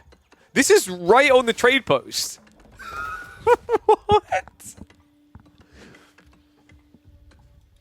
For what feels like the first time ever, I think we're going to be seeing a rush towards trade. That's crazy. You know, it's funny, actually. Like, I'm not going to write it off as doesn't work. We've already had one build from the Canadians where you build your feudal landmark on the mainland, right? And that was the Jeanne build where you build the School of Cavalry, like here, walking to the enemy side. So let's see what iteration number 2 can do. Crazy. Even crazier if he is actually going to trade against a Mount Samurai Rush. That's what I think is going to make this feel a little bit weird. But we'll see. At least secure some extra trees. Maybe that was his concern long term. I mean, you're going to need to scale Donzos to deal with the Mount Samurai, and Donzos are really pricey. Makes the market inside his island? 100%. Like, that's why he's walling, right? Yeah. Okay, I've did it. This is really creative from Puppy Paw. He's going to wall this side and not gate it. And that way, the traders will get shoved through onto a starting island at an early point. Because usually when you do trade like this, there's a risk. Quite often, your traders take weird paths. This is how you stop it. Can't be too much gold. That's like, what, 60% of the map? Nah, I'd say more like 50% of the map. But remember, he's also, one really cool thing you get from the trade network, he's also going to be getting 50% of the gold taxed as food. So now you can set up an outpost here, which is really efficient in terms of walking distance where you already are. Another outpost like here, and then a final one over here. However, Dumu ain't sleeping. But he's looking to make Puppy Paw sleep with the fishes. Are you actually kidding me? What a read. Dumu. Has he seen the Saharan trade now? I think he did scout it as well. That's why he's also making this dot play. Meanwhile, still on his way towards Castle Age comfortably. Hunting Canoe's going to be able to move up, so Puppy Paw has the first boat out, but that first boat isn't going to be able to really win here. It's just going to be able to neutralize, or rather stagnate the threat. And we have traders. Oh my god. He's actually doing it, the madman. He's queued up quite a few. Wait, weird thing here, by the way. The traders don't actually show on the UI. So, yeah. So only one trader so far. Looks like he cancelled the extra on he queued up, so I think he had 3 at one stage. It's double trader. Love the arrow slits. It's going to give Dimmu a reset point here. Looks like he's actually getting slightly outplayed by Puppy Paw in the micro, though. You know, you have defender's advantage, and you're down on health over the enemy. It's very weird. And that bought him the time. Man, what a play from Puppy Paw. The outpost goes up. He can switch over to a little bit of stone just to get arrow slits, and it's totally worth it here. Oh, wait, sorry. I forgot. Saharan Trade Network. It's only javelin emplacements now, right? And it's only gold. That was the other cool thing about this. Instead of it costing stone, it switches the entire cost to gold. This is kind of cool. Oh, wow. Floating Gate is on the way on the other side. So Dumu, the good news for him is he can just march out for the relics pretty freely. Puppy Paw, is this a Farimba build?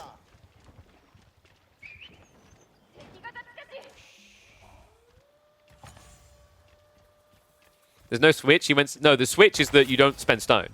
Because that was a change they made with Season 9, is now you get javelin placements and they only cost gold instead of stone gold like arrow slits.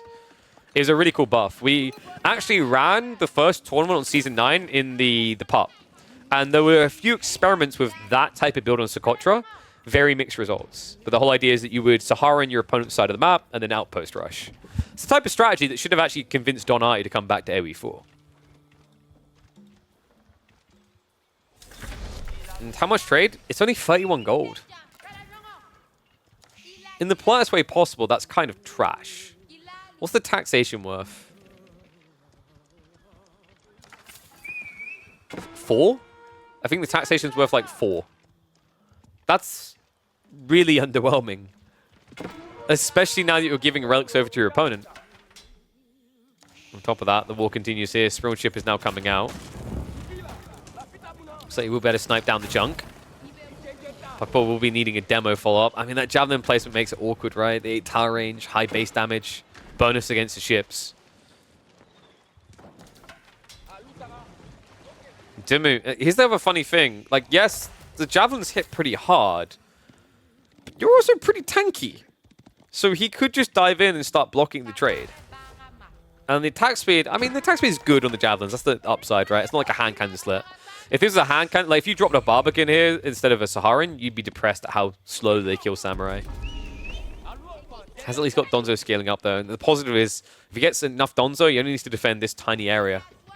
But he still needs an age up. And one thing that worries me is by going for Donzos, if this is meant to be a Farimba, it doesn't feel good. That feels better. There we go. So it's going to be Musa fight. This is Mansa. We have Farimba into Mass Mansa. Which is kind of nutty, actually. With the 4 melee armor, you offset a lot of the damage. Essentially, you offset the Bannerman aura buff. Kind of crazy, actually. Love this from Dimmu, though. We've got the copper plate coming through. It's going to make it a lot harder for these boats to trade out. Remember, that does affect the ranged armor, so even the tower's going to hit a little bit less painfully. And there you go. Confirmation in. We've got a Farimba Garrison trade build. So the first Malian pick on this map. And it has a build this weird. Holy shamokes. Meanwhile, I love the way that Jimmy approached this. He captured sacred sites while capturing relics. It's a smart way of addressing this. And we should have a second Shinto coming out soon. Yeah, he's got 2 in total. I think this one's shuffling out south side? Yeah. And then return north, capture the sacred site, and then you've essentially got 5 relics worth of gold. And wait. Yeah, okay. I was about to say, there's no... I was about to have a heart attack. He queued Freeborn, which would... This is possibly the worst civ in the game to build Freeborn against, because they don't build ranged. Remember, Freeborn are the admittedly very tanky on raw HP units, but they benefit in fights against range because they have all the armor. This is just better. Getting your Mancer upgrades so much better. Look at these bad boys already. 3 melee armor with the veterancy is going to go up to the 4. And watch what happens to the damage. We're at 18 already. Boom. 24 damage. 4 melee armor rather. And pretty damn good movement speed. Also keep in mind the stealth factor. If you lose this scout, you're dead. And Dimmu, already aware of what this really is prepping Yumi. It's still going to be hard to counter your opponent because you do need mass. And correct me if I'm wrong. Okay, he only has 1 archery range, you're assured. So he's producing every 5 seconds, but still it is going to feel a little bit slow here. What a cool build. Puppy Paw, how many traders now? 13. It's really not great though. And also some of them are going to this marketplace, which is only 2 gold difference, but it's still every little counts at this stage. Freaking wild. If you had map control, right, the play would have been to have dropped a marketplace here, traded over to here. But you're not going to have map control anytime soon with this build. And my worry for Puppy Paw is the Sacred Site timer has started ticking. So Dimmu is just kind of like with his finger coaxing him out. He's like, come and play. Come on. I like this actually from Dimmu. It's a lot cleaner than most of the Japanese builds because a big problem I've been noticing out of Japanese players is they really fail to take the Sacred Sites quickly. That's important because it forces your opponent out of a defensive hold. And usually the reason we've been seeing Japan lose is because their opponent can sit on their island just long enough. It's part, but not the full reason why we nerfed the wood on the starting island. It wasn't just because Japan was suffering, it's because most civs were suffering against turtling. With such little wood, now you have to come out quicker. Usually.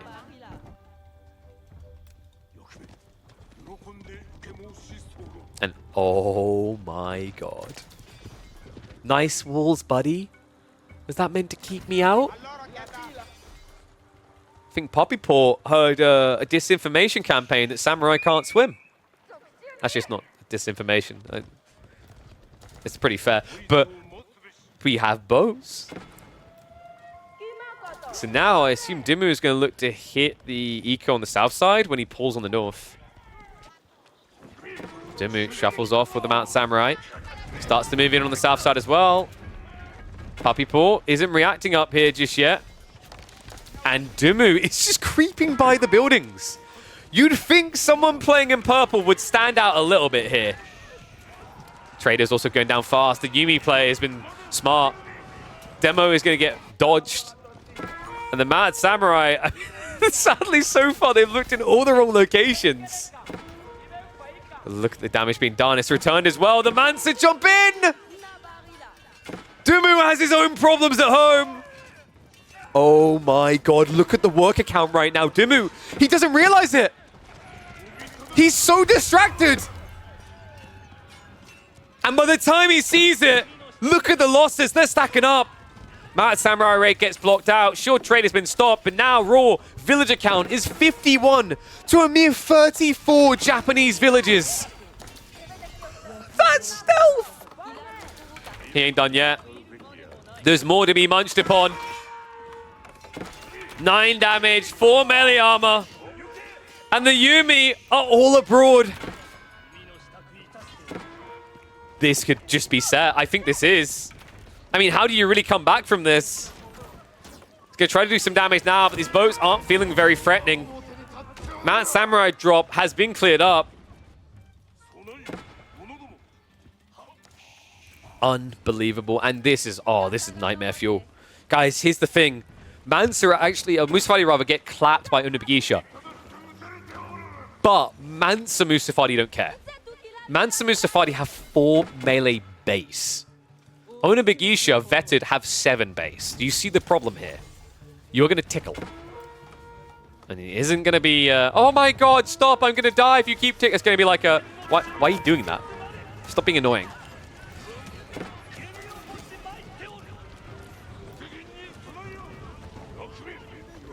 This looks done. Dimu is going to have to what? Go 2 TC to try and recover the losses? Or go all in? Looks like he's choosing all in. But tick-tock goes that clock. No. Not again. Oh, what a wonderful day. I'm just going to walk past the crossing. There's nothing to see here. I mean, there's no threat. It's not like there's Mansa Musafadi in the area. Funnily enough, Puppy Paw not able to fight there because the Yuumi are camping. Great read there. Dimu knows what's happening. He builds the outpost. However, he could end up losing a few fishing boats here. Yeah, we'll pull away. Ends up losing 2. And the boat strategy. Now I'm going to defend. Actually, it's not. If he just stands here. Yeah, if you legit just stand here, the trade network doesn't protect, and you can almost one-hit traders, right? Is stealth as long as you don't attack? No. So you activate it, and then it has 30 seconds. And if you go in range of a scout, you go in range of the primary TC, or you go in range of outpost, you'll be revealed. If I remember correctly, though, keeps do not reveal you, which is quite comedial. You're like, this tiny little outpost, like, I see them. But then these guys on a big, giant castle wall, like, man, where could they be?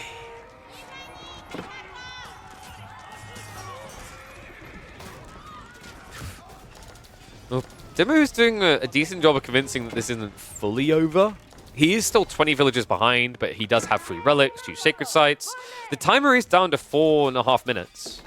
So if he just floods Yuumi now and forces a fight on a sacred site, Puppy Paw could still lose this game. It's all about the timing. And not again. It's happening again. Every time you look away, another wave comes to play. Is at least military units here contesting and not economy this time. That's mainly because Dimu just didn't have that much eco left. He's down to 34 villages after all. Does Dimu have the melee defense armor upgrades? No. He hasn't got a single iota of it. Not even melee defense 1. Meanwhile, Puppy Paw should really be getting melee defense. He's actually skipped it. He went undermesh, but like you're seeing Ona Bagisha. If you get double melee defense here, it's like they're attacking you with utensils made of foam. Right? Like 8 damage into 6 melee armor is just pathetic. Unbelievable.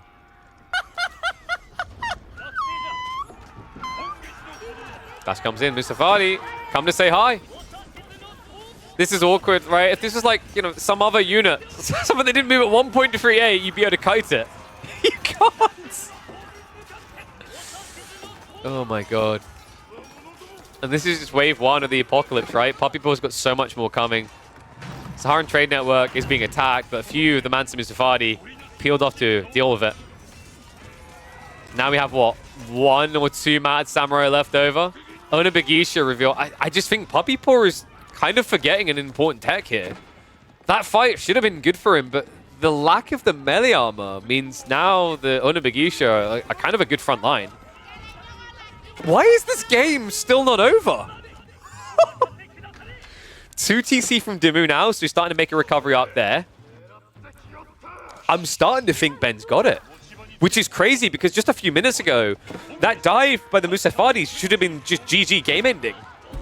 But we don't have Sofa from Puppy Paw. We don't have melee armor upgrades. We don't even have melee damage upgrades.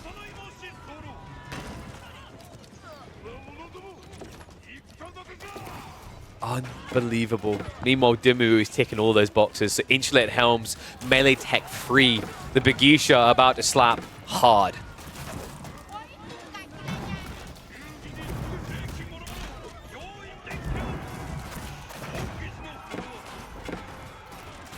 It's going to be like a wet fish to the face. Saharan Trade Network still not dying. I mean, Dimu just needs to calm down a little bit. It's all about sacred sites, and here comes the decap. The Bagisha need to hold this, but look, a few Mansa Musafadi peeled off. He's pausing the timer. Can he get it fully decapped, though? Dimu, he needs more troops here right now. He's trickling them out. More Musafadi are coming, though, and I think this is going to be a decap. Oh, Dumu, he's trying to do the best he can. Instead of fighting, he's just trying to kite them. He's faster with the 1.5 movement speed. That second wave coming in is going to lead to dire consequences. Dumu now having to pull the villagers, but he's bought time. The army has arrived, but as soon as it does, Poppy Paw goes for the keep drop. Are you kidding me? The prediction of it as well. Poppy Paw anticipating this, had the stone on standby. So a decap now to complete. We need to pull some troops down there. Dumu, meanwhile, has to pull the whole army if he wants to try and keep that ticking time bomb going. We are down to 2 minutes and 15 seconds. And if this wasn't hype enough for you, yeah, like just a reminder, this is the semi-finals. This is playing a bit like a grand finals right now. Game 1, game, I'd say 4, definitely. Well, game 2 as well.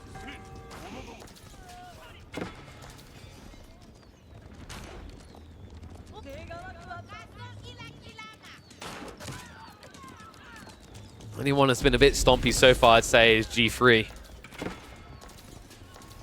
Dumu. The timer has been paused again. He has to dive a keep. Poppy Paw just teasing him right now. He's like, yeah, come on, Reach. I have 15 arrows shooting at you right now. Well, it's not 15, is it? It's 18. Gatling gun, anything, but hold on, Dumu. He dives in. He says, don't mind if I do. Remember, Ben has got 2 TC. So if the Sacred Site gets decapped, but he kills a lot of villagers, it's not necessarily over. And the dive will continue. The villagers are still here. Dumu is looking to defy logic with this game. The Sacred Sites are still capped. The Mansa's going to go for the decap again. Dive into the trade once more. More villagers also being sacrificed. And reminder that this is not Fulani, so this raw eco count is actually still disingenuous. I mean, Dumu has 53 villagers. Poppy Paw has 54. The traders aren't worth that much. Oh my Gideon, and he has still got that Sacred Site. Poppy Paw is diving onto reinforcements. Decap coming in the north side. It looks like he is going to be able to remove that wing condition from Ben. And the question now has to be, has Dumu done enough damage? We'll pick a few more villages before flopping. But looking at the count, I mean, it's only 8 villages between them, and it's 1 TC Malians against 2 TC Japanese. The Nippon, they have got some permanence with their food. It's only 11 farms so far. Other side, though, Poppy Paw has a grand total of 0.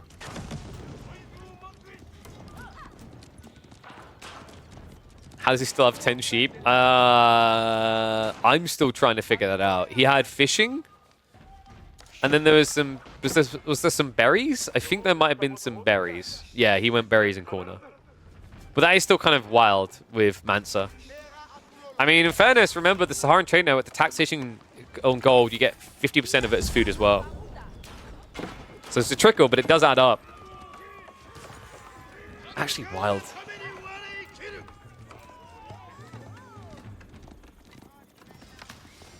Dumu's close to hopping into that driving seat now. He does need to resolve his own farming issue. Dumu had sheep. Dumu has 9 sheep left, weirdly enough. I think... Yeah, remember earlier on he got dove by the Musafadi. And then I think he forgot about the sheep. Because he had to repopulate the farms, right? So it kind of played out long con for him. And now, once again, this dock. This dock has been everything for Dumu in this game. You know, it forced a really weird engagement around the water. He wasn't able to fully utilize it. The Mount Samurai weren't able to do the damage in the dive, but they done damage on the other side. And now, the owner Big Yisha.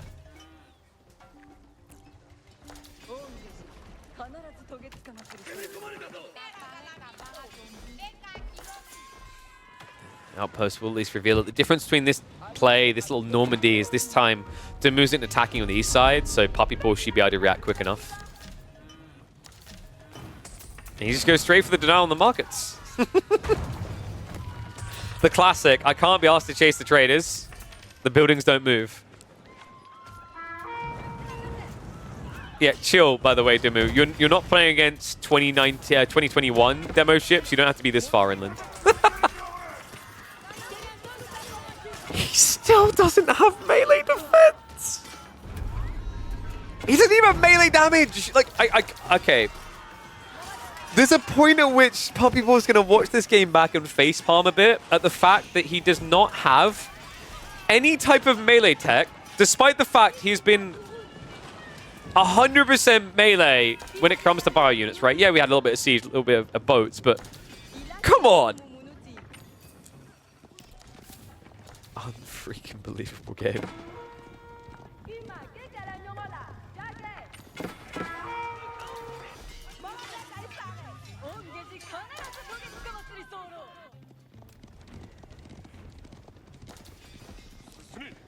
Oh my god. I'm still racking my brain trying to figure out how this ends.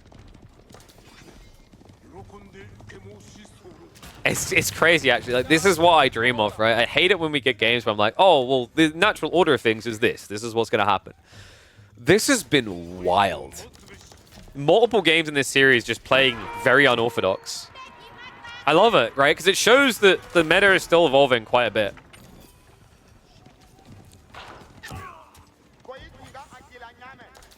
I mean, when do you get into a Japanese game and expect to see Yumi on a Begisha? Well, you guys just process that for a second. It's like the weirdest comp these days. Not Mad Samurai? No. Not Samurai? No. On a Begisha, Yumi. Between which they have been slightly sandwiched. But I think we have Imperial in the way, folks. And, you know, I know Ben quite likes his gunsmiths. This would be a decent game for a Castle of the Crow. Just building it like here, for example. Or you could try to contest Southside, but I think it's too late for that. So yeah, Gunsmith it is. Benny Boy loves his guns. Sometimes you think he's American, not British. So, just probably going to save up the points and you can get into the cannons. Robotiquins is just kind of easy GG. Like, your opponent's entire army is melee.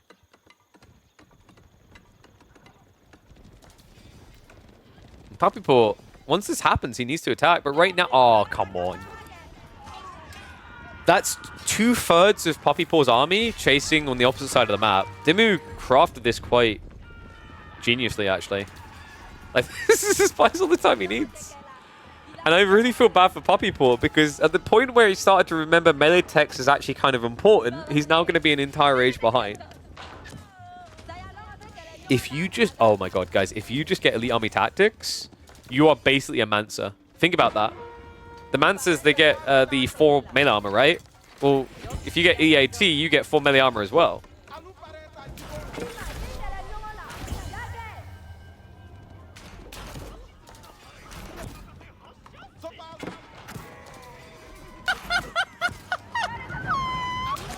Yo, what's up, Play with Fire316? Thank you very much for the sub, mate. 3 months in advance, legend. What do you mean stop? This game is not over, guys. You are underestimating Puppy Paw's ability to dive into the main, only find 10 worker kills because all the workers are out here.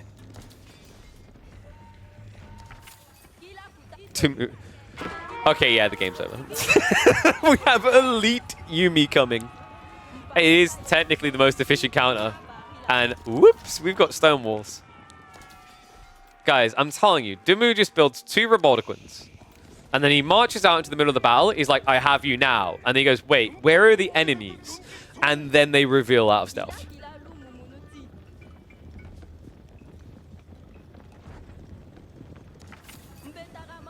Oh, thank you, Plays with Fire. Appreciate you, mate.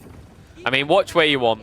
My recommendation, open a Twitch, open a YouTube. That way you can have the high quality visuals, but also have the community chatter. We have fought the Huntress on the way. And Oda Tactics is coming in. So, Dimmu, the problem is you've got Oda Tactics, but you're trying to scale into your hand cannon Shigarus. He did use the tickets as well, right? Yeah, because he built the Bald Boys.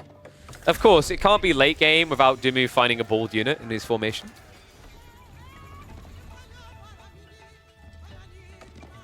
I'm starting to wonder if Puppy Paw could have just attacked. I think he's taking a very safe angle here. The worry is you are allowing your opponent to get all the melee techs, right? So it's going to be maxed out, really. And that might slow down your timing. And then if we get, just say, 2 or 3 Reboldiquins. I don't think that's delusional. What is scary, though, is like if Puppy Paw just waits and builds, say, 8 Mangonels. Because then everything you have smushes. Ona Bagisha are low base HP. Yumi are extremely low base HP. Nice little raid on the north side. Dimu getting denied off his gold. Alright, 1s if you think Puppy Paw's going to win this. 2s if you think Dimu's taking it.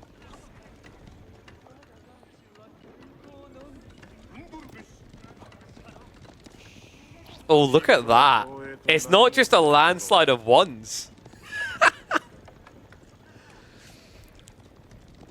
I mean, they have both maxed out their military close to you, right? Like, Dimu's up to 175. Should be able to close that very quickly with Yumi added in if he wants to. You might as well to fill the gap while you get hand cannoneers. Stonewalls are also coming up, so his home island's going to be safe. He has started to scale. He's got Shogunate here, so that's a lot of food income for him. I mean, this is the point where, like, you'd made a trade-off here, right? For quality over having raw economy. So your Mansa are better, but you don't have the Fulani effect. And he is eating a lot of cow.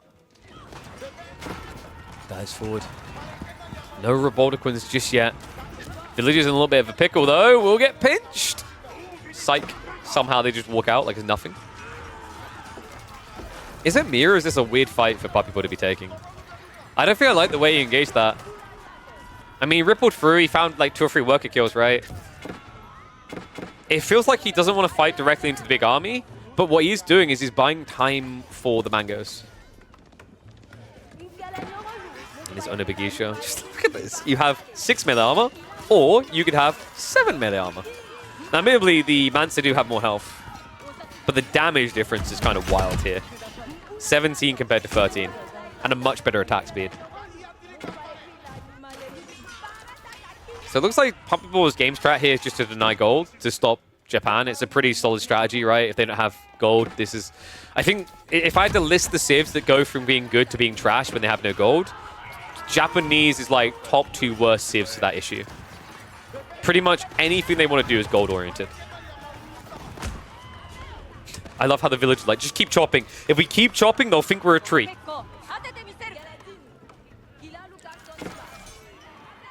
Wait, Core's math was wrong?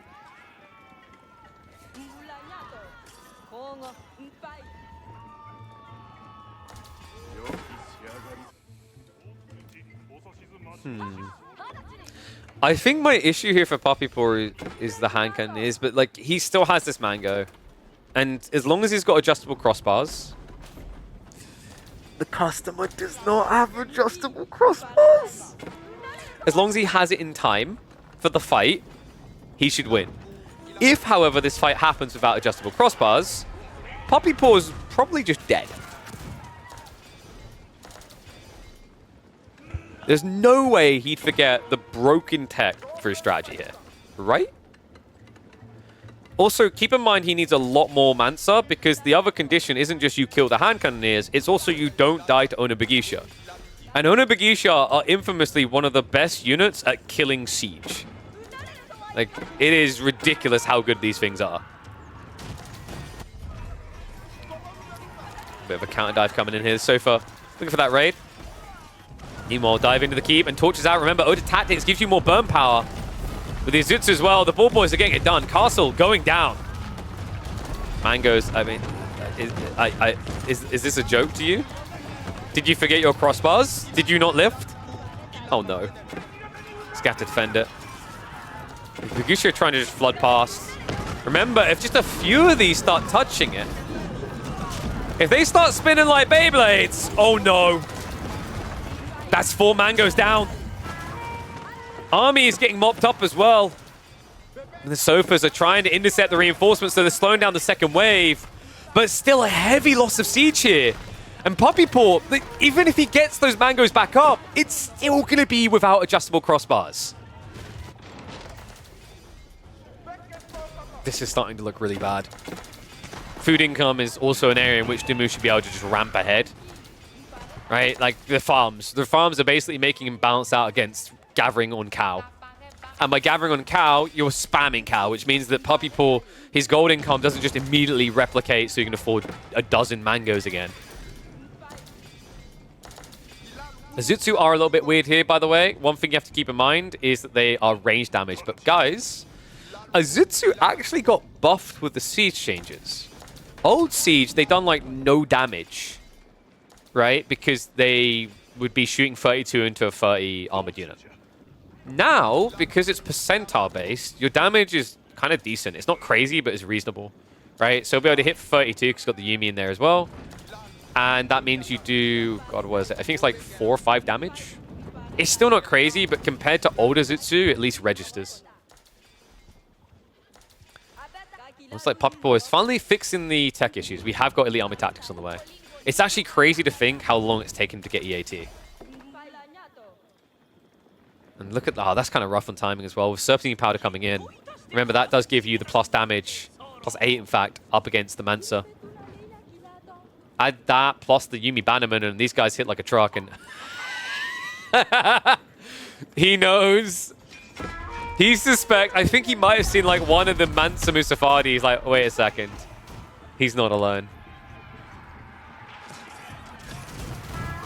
Yeah, one thing that is a bit sad, actually, is Azutsu. I mentioned they're better against Siege, but they got left behind on the Unitex, right? Because with the gunpowder change, Serpentine Powder is specifically for hand cannoneers. I kind of wish they'd change it so that Azutsu would maybe get Serpentine Powder as well. I don't think that would be broken, right? This unit very rarely gets seen anyway. It would only be broken if they fixed Azutsu's AoE, because remember the AoE is really hit or miss. Its lack of consistency is a big part of why Azutsu stopped getting build. So I love how Wham just calls his brother a dog very casually.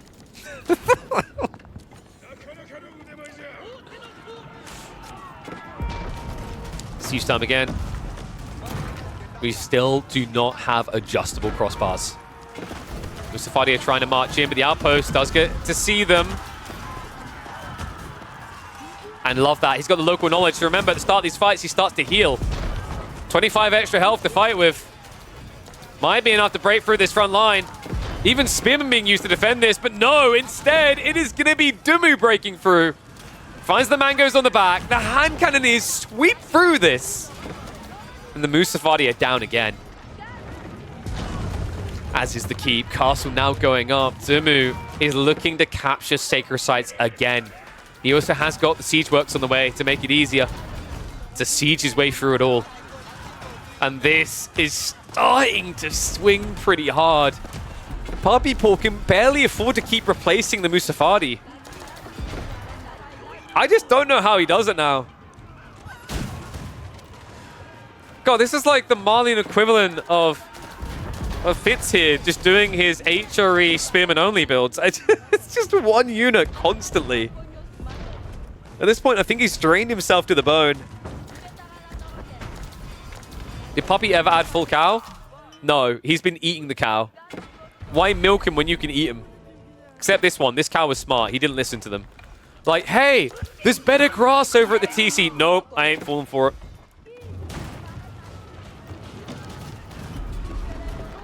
Sacred Site's now locked in. I have a feeling after this fight, Puppy Paw's just going to call it. The Mansa just... I don't think they're getting through the Bagisha quick enough. Statistically, in some ways you think they'd be favored, but it's the attack speed difference. It's then also the hand cannoneers behind this. They're just mopping him up. Another keep drop coming in from Dumu on the production line now. This is done. We're going to get a 5th game. My poor mother is going to be here very late tonight building a PC because we are going to see a Game 5. They continue the pattern of picking this Civ every single time they can on Pigeon's View. One and all, welcome back to the semi-finals in midweek muster number 7, the final one of 2024. We're actually 2-2 on the score. A final game to decide who will go up against Louis MT in a best-of-7 grand finals to round out the year. Abbasid's in the hands of Benny Boy, a Civ that he rates as S tier. The Roos for Puppy Paw. He may say in a stream chat that they're B tier, But considering how often him and Wham pick this Civ, something tells me they at least think it's A. And the hunting cabins on this map should at least be an A+. This is kind of the ridiculous thing, right? Is that you can set up hunting cabins like that, which is going to be generating, what, 22 gold? Then you've got 18 over here. We have got, what, double scout opener.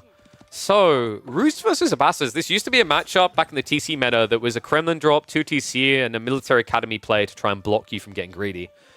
I think as the game went on, it actually felt better for Rus in that matchup, but that was back in the meta where Rus had the old bounty system. They felt really oppressive in general. Abbas received quite a few buffs. Camel Archers is very hard to scale, though. There is a risk that Puppy Paw does like a 2 TC fast castle or just fast castle and floods Horse Archers. Meanwhile, with Eco Wing, Dimmu is not going to be shy at the idea of building a lot of TCs. And this is going to be important. Puppy Paw, he has got Golden Gate on the way. That is the meta. There's no weird choice needed here like Kremlin. But what he's going to do now is he'll move across and scout. And when he sees this Eco Wing, we'll likely see him just go fast castle. You can either FC or go all in. But with Golden Gate, I feel like it's... There is a ram rush timing you can get off a Golden Gate, which is pretty sick. But I'm looking at the resources. This would maybe be the one target, is if Dimmu drops a TC out here on the berries and deer. Wooden Fortress rush? No. Golden Gate into blacksmiths with ram play, and you just archer up. So you have to Wooden Fortress on the tree line. You have to rush that to get enough wood. But that build hasn't been very popular. I want to say like 8 or 9 times out of 10 in this type of situation, it becomes just FC. Horse Archer Knight? I don't think even Knight here. Why would... I don't know. I'm not on board with Knights. I think Knights isn't really needed. Horse Archers is just your play. You want to flood as many as possible. Because if you Horse Archer Knight, you're delaying your timing into Monks. Do you not think it's better to just Horse Archer and get Monks? Old school Proxy 4? Mate, I've been dreaming of it a long time. That was one of my favorite Roost metas. It was disgusting how powerful that build was, but it was so thrilling and engaging. Monks is for late game. Yeah, but Don, you pull all your villagers at 4 minutes into the enemy base and build wooden fortresses. Okay, not everyone's built like that. You know, being from the Netherlands, where you're either tall enough or you drown in the swamps, you live each day like it's your last. In Canada, they have free healthcare. It's very different. And this is 2 TC, okay. So 2 TC on the gold, right? Skews the berries as well.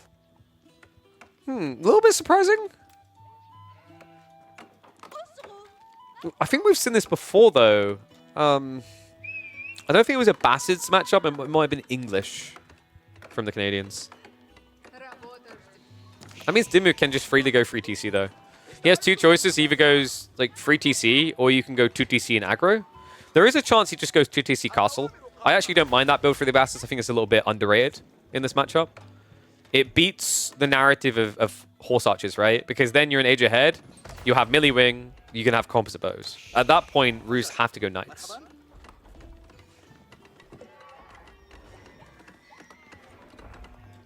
What, guys? Why are you judging Canada's free healthcare? All right, I think that healthcare system is pretty logical, okay? You never know when you're going to get attacked by a bear in that country. Or a moose. I think moose is usually more aggressive than bears. So second TC. Wait, is he going free TC?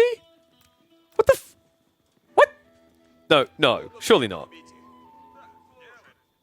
I think we got a deer shove as well. What is he doing? He's hiding the TC. What? It's a secret TC!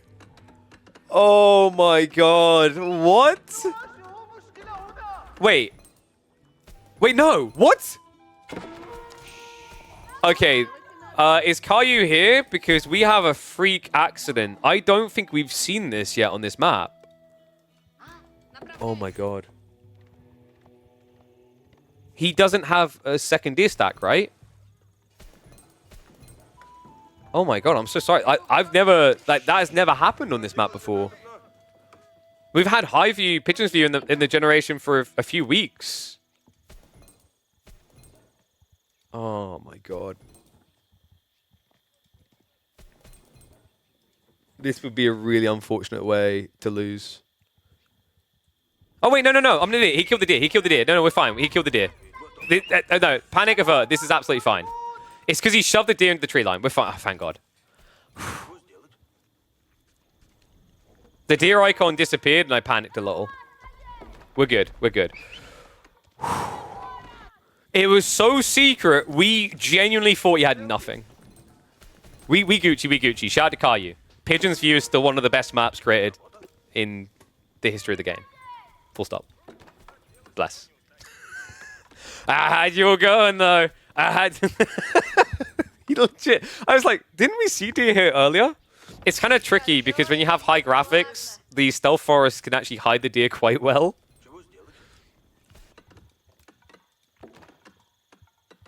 It's weird, though, because the icon shouldn't have disappeared. He shoved the deer so far away that they disappeared, right? Because, like, you can see, we still see the deer icon over here, even though they're all dead. That's what sent us into a bit of a panic. So, Puppy Paw, a secret second TC.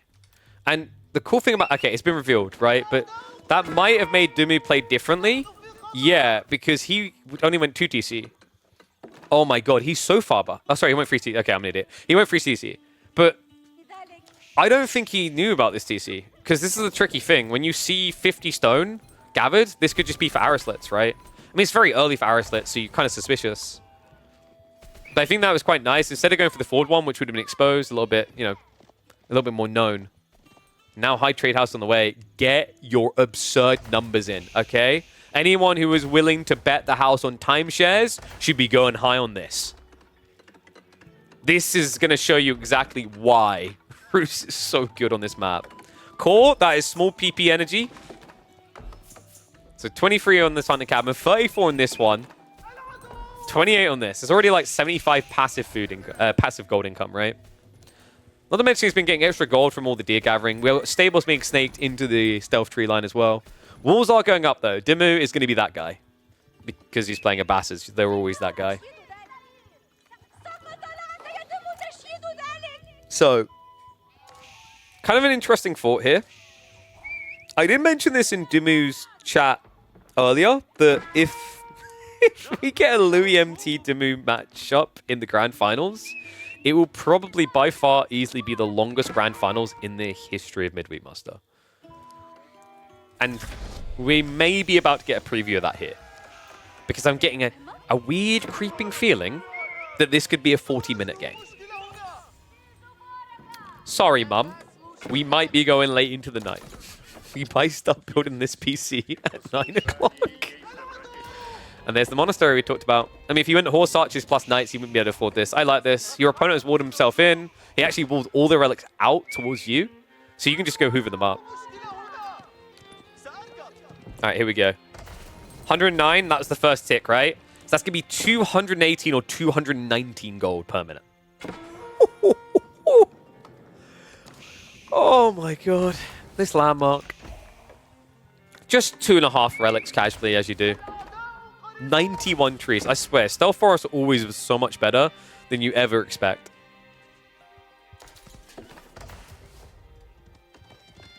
$218. There's your final answer. I'm shocked that Core in particular went so low considering how much Rusi plays. Looks like the walls are mostly up or all up. Yeah, he's completely walled. Military wings on the way. We're a minute out. And Puppy Paw has the right call here. You don't want to be playing too many knights when you've got camels coming. Actually, you want to try to get towards crossbows quickly here. Wow, a game where in Castle Age someone wants to get towards crossbows? I've never, ever heard of such a thing. Have you guys ever seen a crossbow? Okay, I'm going to stop being facetious about it.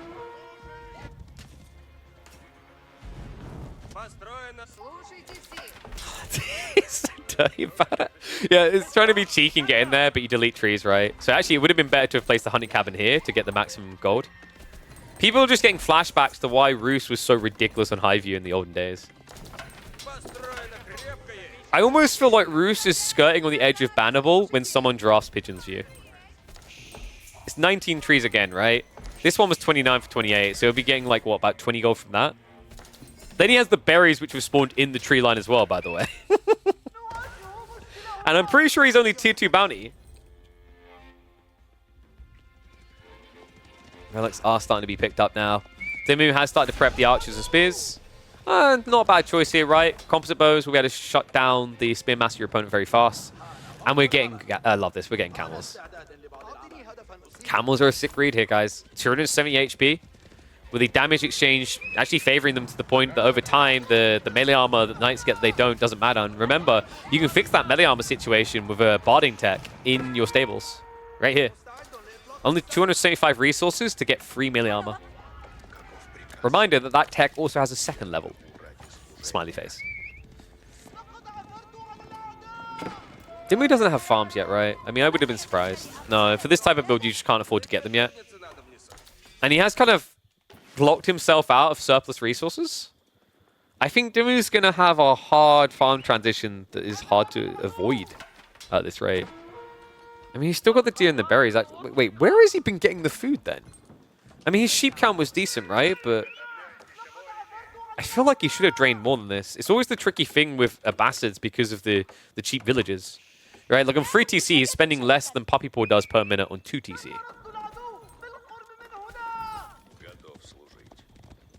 Yes, you know. You can tell that Dimmu would be a horrible leader for a country. He would not feed his people properly. I'm surprised, actually, that these people fill out their dresses and tunics and whatever. They surely should be malnourished on so little food. Well, looks like we've got a break incoming from Puppy Paw. Men-at-arms and crossbows being prepped. Okay, this is pretty cool. He's kind of predicting composite bows is likely. We'll low block up. We'll allow him to get it closer to home. I mean, we're already talking about 2 relics back, 2 more on the way. The Men-at-Arms has arrived to distract, so yep, we're going to group up for that and just show off our goodies. Puppy Paw is getting 5 relics in this game. Oh dear, oh dear. I think England's about to experience that classic feeling of it not coming home.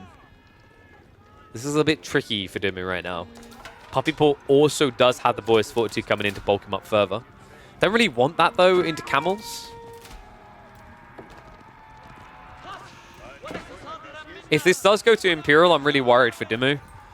You have a really strong economy, but there's no denying the quality of units that Roos have. The Boy's Fortitude gives him an edge in cavalry health. That doesn't matter here, though. The more important thing is Streltsy. And then with all this gold, like the ultra late game, the true late game is Siege. I feel like Dimmu should be ahead more villages. The third TC was a little bit late, and no, did he binded, I think he actually binded his secondary TCs, but not the primary. Okay, he's having small gaps, but he's, on average, he's actually using 2 of the TCs most of the time, and the third one is like half the time. I mean, in fairness to him, like, to defend him on this one, he's spending a lot of food on military. So, as a result, he's having to basically just queue one villager, but this is adding up. He should definitely be a lot further ahead on villages. Less than 10 between them, and then you consider all the passive gold for Puppy Paw. He's a mile ahead. Flash coming into the base. What was that pathing? Bit of a weird fight for Puppy Paw there. Half his melee just weren't fighting. His own building getting in the way. Mangonel's now coming. But he's lacking the army to hold. Has to start backing up. Really would benefit from the Warrior Monks at least giving the extra armor. I'm kind of surprised that actually wasn't there as a buff. The TC now has to be garrisoned to get a little bit extra firepower. But in the meantime, the Knights have broken in. So you can look for a trade. That just means Puppy Paw has less to defend with. These composite bow archers, man, they are a problem. Puppy Paw, he may have taken away Dimmu's eco lead, but now the idle time, kind of painful here. Archers should start to get mopped up. There's only, what, 7 crossbows, 12 archers remaining.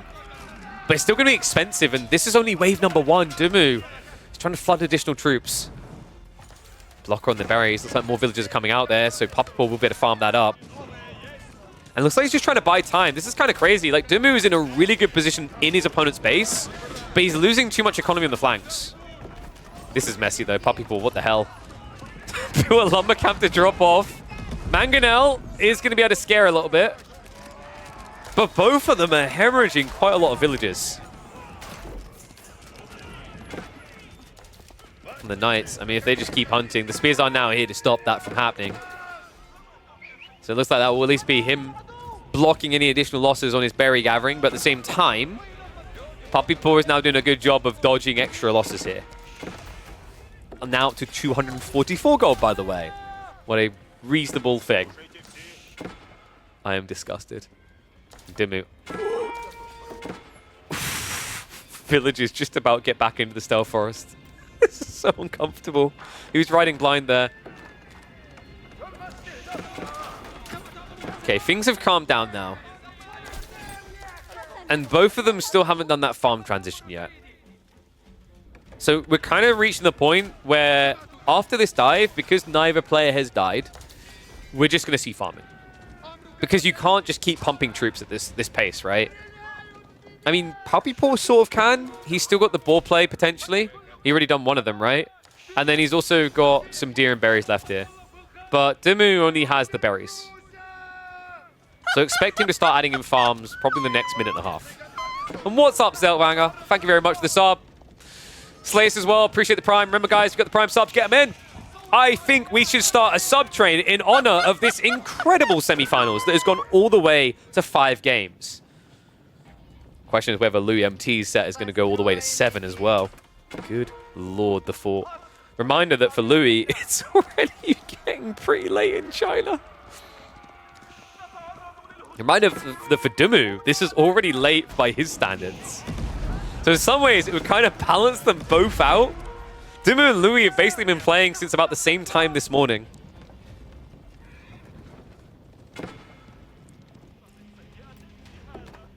Dimmu right now, an army size that looks like it could maybe get him there, but Puppy Paw is doing the thing. He'll go on a Reddit thread or a Discord thread and moan about mangonels, but then here we are. 3 mangoes, make it 4. Horseman switch coming from Dimmu, but he's yet to make that farm transition. In fact, this lad, he only has 8 right now. Puppy Paw, on the other hand, has added in a lot more. 21, now going up to 30.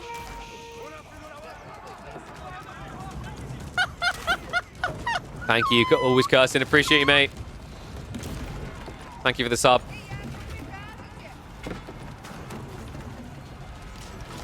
Let's see if Dimmu is going to submit to the pain of mangoes. He's at least temporarily blocking out the full gold, but there is retracted gold for Puppy Paw, and he has already scouted that.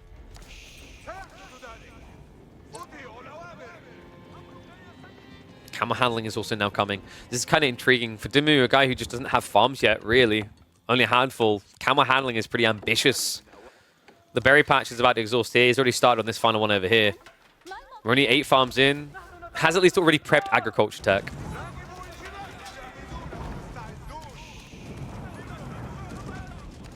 Break from the wall about to come. What's up, Lemon Pepper? Thank you very much for the resub this Prime. Get those resubs in. Come on, guys. We still have potentially 7 more games after this. I would not want ads to get in the way of your viewing experience. This is where I need to manually go in on the YouTube video and add an ad at this very moment. Because this set is definitely going to be getting uploaded. Camel Riders are at least going to get chased away. There's a little bit of chip damage on that flank.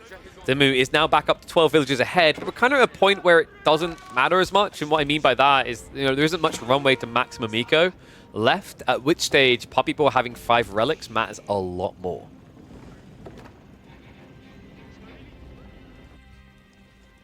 I believe Puppy Paw is looking for an Imperial Age here.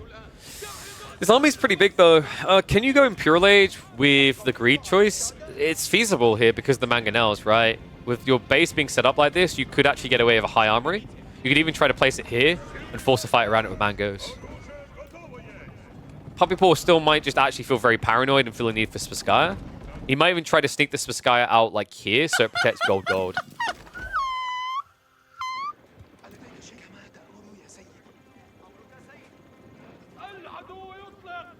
Nah, and only 6 mangoes? Those are rookie numbers.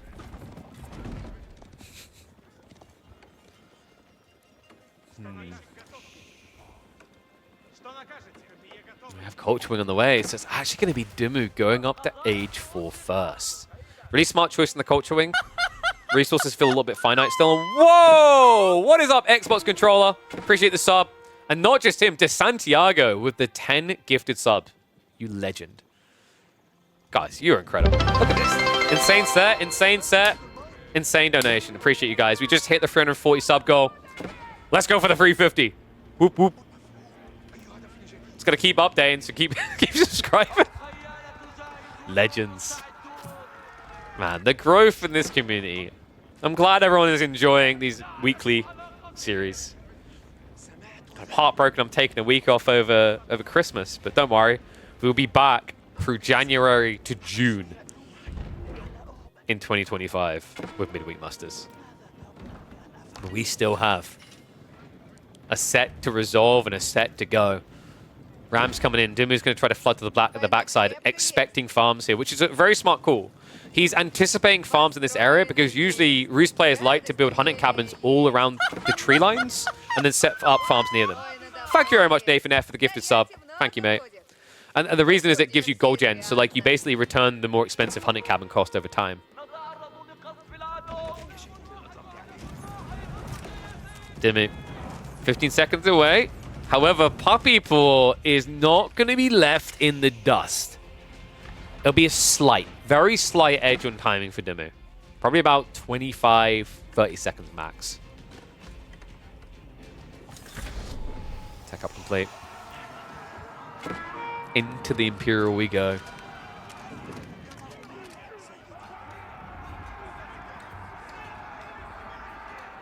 Puppy doesn't like Roos as much as you am? Of course not. Well, Puppy Paw likes his Chinese too much, you know?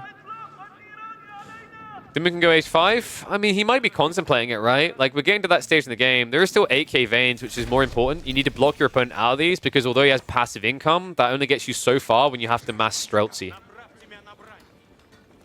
And now, it's just going to be more crossbows. Puppy Paw needs to start getting those late techs in, and he even drops a keep at the front of his base, just in case. Yeah, showing a lot of respect here. Dimmu, meanwhile, is just getting all the big boy upgrades in. All the tier 3 eco upgrades as well. Yeah, this much gold. I mean, is there a chance he just rushes hand cannoneers? Kind of crazy.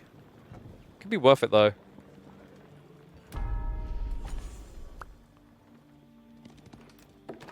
All right, ones if you think Dumu's going to win this. Twos if you think Puppy Paw is taking it. We're pretty deep.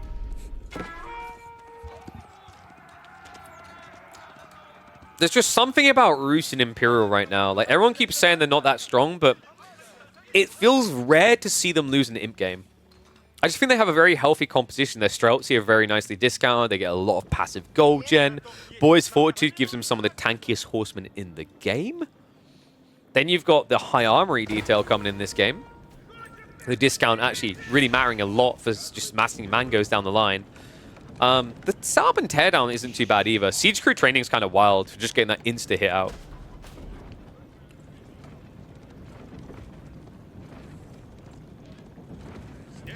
We see map vision. It's a lot better for Ben. He's set up around the center with the keep drops and outposts. So Puppy Paw is playing much more of a hunker down style, but as we know, the Canadians love this kind of style on high view. Some players try to restrict the map. I think quite often Puppy Paw and Wham have shown that they're willing to just chill and wait for the opening. Why Dumu's not doing military for like 3 minutes? Because he's maxed. He's just stockpiling resources for all his upgrades because he needs to get Unitechs. This is a race now. It's not about age 4, it's about age 5. Age 5 is university techs. Don't know if you guys ever realized that, but like it really is. Especially now more than ever with the increase in prices on these things. Adjustable crossbars on the way for Puppy Paw. Dimmu needs to be very careful about the way he approaches this fight now. He doesn't have a siege play. And Dimmu, I mean, the worry I have is, yeah, look at the layering of the cake. Puppy Paw. I mean, this cake has more layers to it than one that would give you diabetes upon one bite. This is ridiculous to try and break through. 2,500, 2,500, 2,500. So he's forcing a fight towards one location where mangoes will win. I think Dimmu just needs mass camels. I think it's weird, actually. At this stage in the game, camel archers are kind of slept on, right? I guess it's difficult in Streltsy. Very good in the Spearman at least, and then the Camel Riders can follow through. And remember, Camels are good at dealing with Siege as well, because Camels actually get bonus damage versus Siege. At least the Camel Riders do.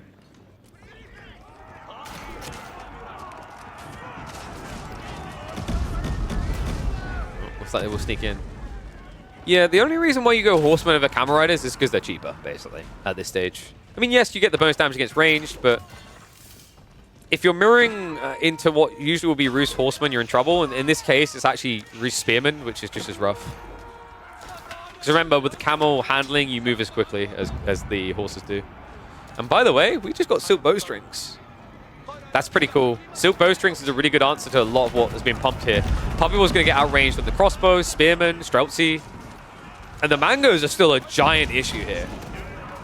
Especially now that they've got the adjustable crossbars. And that's why Puppy Boy just doesn't retreat too much. Like, you have to come to me. And the moment you do... Come on. These things are not okay. Oh my giddy aunt. And finally, Dimu's like, actually, yeah, camels. We have Camel Rider Barding 2 coming in. Pretty crazy the health difference you get there. These horsemen have 225. The camels will have 400. And they'll have 5 melee armor.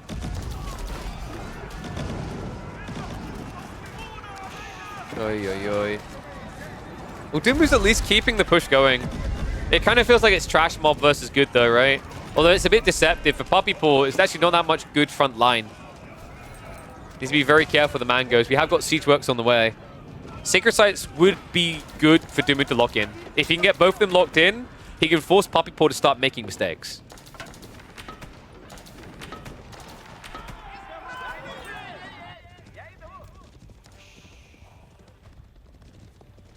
Dimu didn't lose as much as I thought in this fight. It's more that he just had more in reserve, right? It's kind of weird because sometimes it's okay to just throw away your trash archers to replace them, but in this game, archers are really good, right? Because composite bow is just so damn strong in the late game with the new Silk Bowstrings.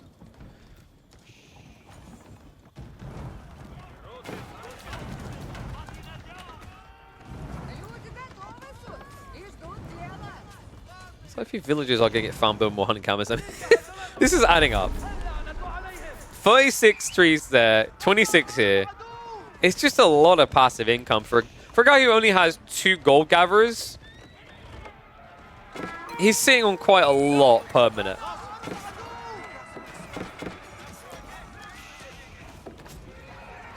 "20 horsemen now queued up as well. He's that beefy front line. I mean, I would love to see Dimu just add in a camel or 2. Another thing that I think he's really sleeping on, a lot of players do sleep on it. It's almost like it's just too easy to forget. Camel support. Camel support at this stage in the game would be incredible. If you're just going to flood horsemen, at least enable them with a camel on ease and an extra armor against the Roost Horse. By the way, the gold gathering actively has calmed down now. Reminder that Puppy Paw only has 2 people on gold actively right now, and yet he is maintaining 1,000 passive income. Relics, of course, generating 400. The High Trade House, another 244. And then we've just got all these hunting cabins. These ones at least going to get torched down. They were generating 1 gold per tree. But he's just got so many over here as well. All right, this little cluster here is almost 100 gold. Then you've got the High Trade House with the 240 we talked about. The starter one at 26. It's a whack-a-mole game to get rid of these hunting cabins. Love this from Dimu. Found the way towards the trade wing. Also has those sacred sites locked in. Not to mention the grand old stone wall. Keep drops coming in from Puppy Boy. Just try and protect that flank. Wait, what? We've got communal gathering going on here, folks. So that's how Dimu was able to afford the wall. It's like, yeah, don't mind us. Yeah, we done it, and what?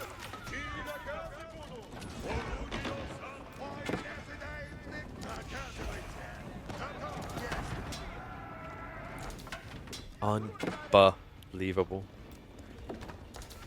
Other importance of this wall isn't just about protecting the sacred site, it's about protecting your trade. Because he wants to trade from the east side corner. Dimmer right now, he doesn't have any traders. He needs to make some population room. This actually is... He's not only beating the horsemen, he's beating the villagers. And it's like, Dimmer doesn't care, right? He's got too many villagers anyway. So they need to go at some point. You might as well take some other people with you. Sacred Site decap is going to be interrupted. Mass Mangoes are moving up for Puppy Paw. We now have 7. Love the Wooden Fortress. Really important you have this for the vision. Would love to actually see him just getting his hands maybe on a castle watch for additional vision. How much HP on the villagers? I don't think he got the tech. Yeah, he didn't get the tech. There's a tech now, this one here, Public Libraries, that for every single technology you have, Ecotech, you get an extra 2 health. That, by the way, is worth getting once you're into traders because it also affects traders. No random forward mosque.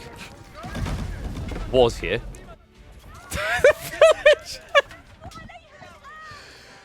It's a full-on peasant rebellion through this era, isn't it? Timu's like, don't mind me. I mean, sure, it's like 20 idle eco for me, but at least mine are still alive.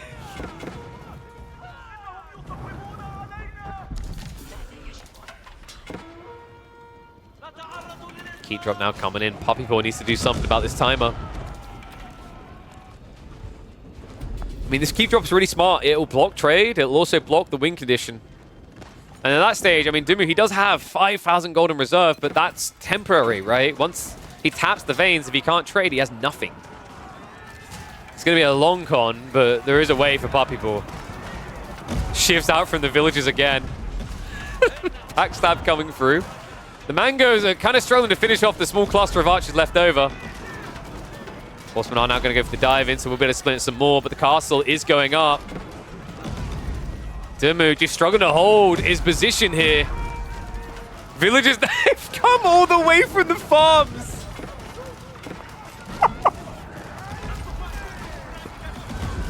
Oh my god. I can't, like, you could just write a journey. You could write a chronicle about those villages.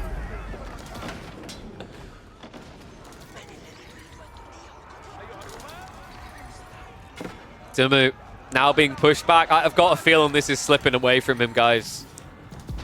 The siege is still looking beaten up but decent.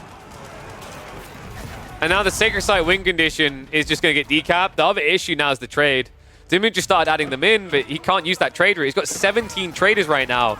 He's going for a poor man trade route from here to his House of Wisdom. He hasn't actually set up corner trade posts yet. And why do we have Springolds? No comment. 33 Streltsy now. Villagers on the front line for Puppy Paw now being sacrificed. Oh my god, Dumu! Alright, we made the ball comparison earlier. You know who else is bald? Gollum. This guy is doing his best Schmeagol impression. Taking all the preciousness from everywhere. While considering that he didn't even try to get his hands on some relics. Not that he would have been able to.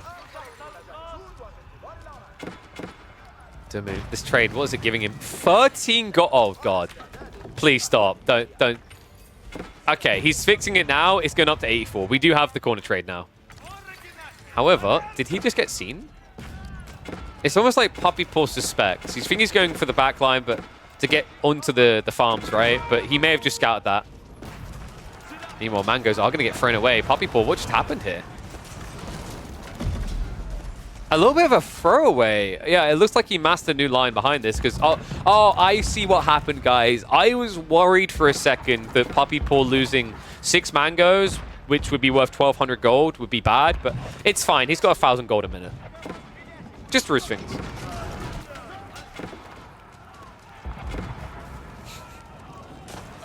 I want you guys to realize that although Pigeon's View may have long games, compared to High View, these are a lot quicker. Because the difference is they're having to fight into each other for trade to even happen, right? Like, it's not as if Dumu just walled himself in and traded corner to corner. He had to trade mid-map. It makes a huge difference. Dumu may have overextended, by the way. I think the thing that's missing here, actually, on both sides is full production. Like, Puppy Paw was only getting so far, and then you just can't get troops across fast enough. Streltsy is slow. Same with Siege. For Dumu, it's kind of similar, right? Like, at least he's playing more Cav, sure, but he has the same issue with hand cannoneers getting him across the map. Looks like we do have a few boys poking in that trade still. And he did get the tech. So there you go. 112 HP. Remember, this... Wait, no, sorry. That's textiles, isn't it? No, is it textiles? I'm trying to remember. No, that's... Is it biology? Must be biology in my brain. I was about to say, textiles don't work. He hasn't got public libraries yet. I don't know. It's kind of a sleeper here, man. You get public libraries. Traders have over 140 HP.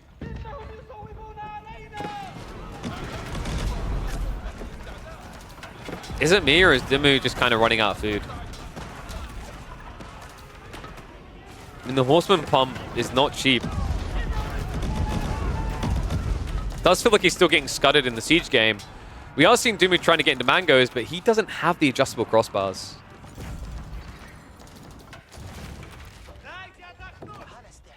And these traders just returning so much value now. 154 resources each way. It's going to be a problem if Dimmu's able to balance that out, get a lot of extra food coming in there. They're not fix the issue I'm seeing when it comes to the raw food count per minute. Sacred Sites have once again been locked in. Poppy Paw does have Military Academy finally on the way. Kind of crazy it wasn't there up to this point. I think when we look at Dimmu's base... Yeah, he already has it. Remember, he has Golden Age free, so his production rate is just through the roof. Right? He's producing 53% faster. Meanwhile, Poppy Paw can only get up to 33.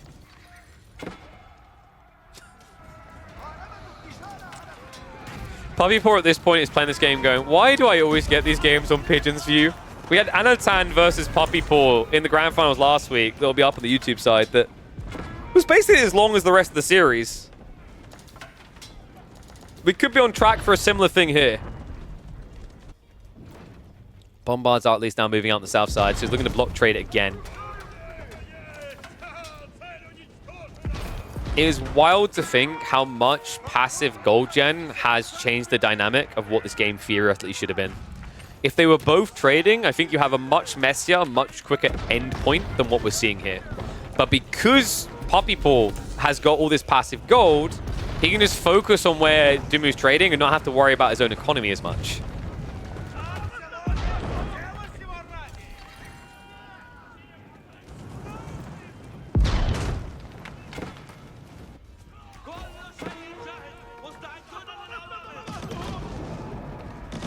Reminder that, by the way, in the grand finals, we still have another high view game, as every map gets used in the grand finals.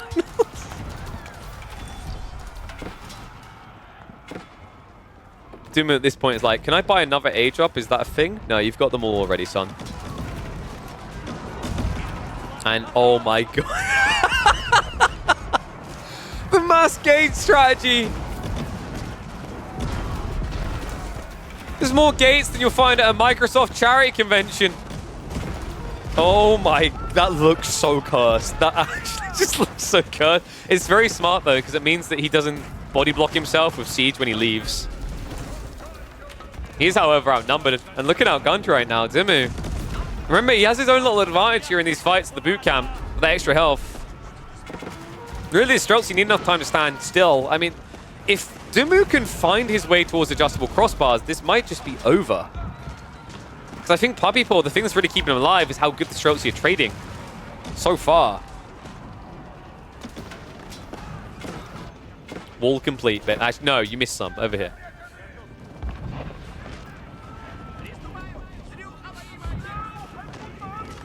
He has crossbars? No. You can tell if someone has crossbars because if we click on the siege here, it says adjustable crossbars. This one doesn't.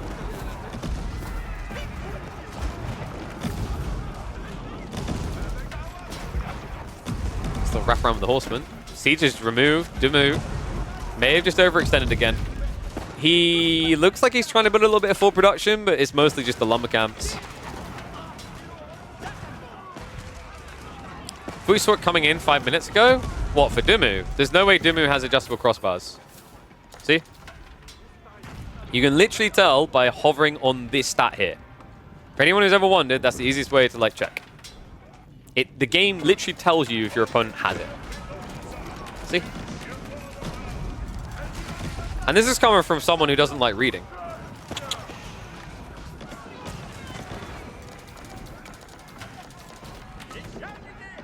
Maybe Dimmu just feels like he can't compete in Siege long term because of the discounts. I mean, Poppypaw has swelled up to 40 Streltsy. It feels like Dumu needs mangoes at this point. But without the AC, it's just not worth doing. And now the trade on the front line. Time to gun down some ponies. Yeehaw! I'm starting to get the feeling this is over. Dumu, he just queued up Camel Riders. It's not a terrible idea. Streltsy, of course, won't take bonus damage from them, but the Camel Riders do have 400 HP. Here's going to be a temp reset, right? Puppy making the right choice to back off here. Really need some full production. Just like get some Raxes here, start spamming out spears. And Dumu, the big thing that he's been missing for several minutes now is like camel support, right? He prepped all the things for Camel Riders a long time ago, didn't switch, never got the camel support, so his front line isn't as tanky as it otherwise would be. Streltsy, I would have mopped up these boys.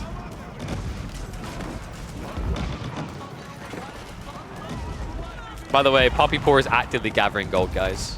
It happened. GG. He's up to 17 gold workers again. It's almost doubled his gold income.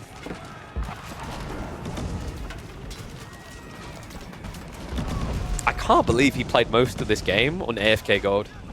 I mean, I can believe it, right? It's Roost on high view, but it is just crazy when you put in a number for passive income, how much you get. No deficiency over time, no decay. Just a flat 1k gold. Obviously 5 relics, which equates to 400 of it.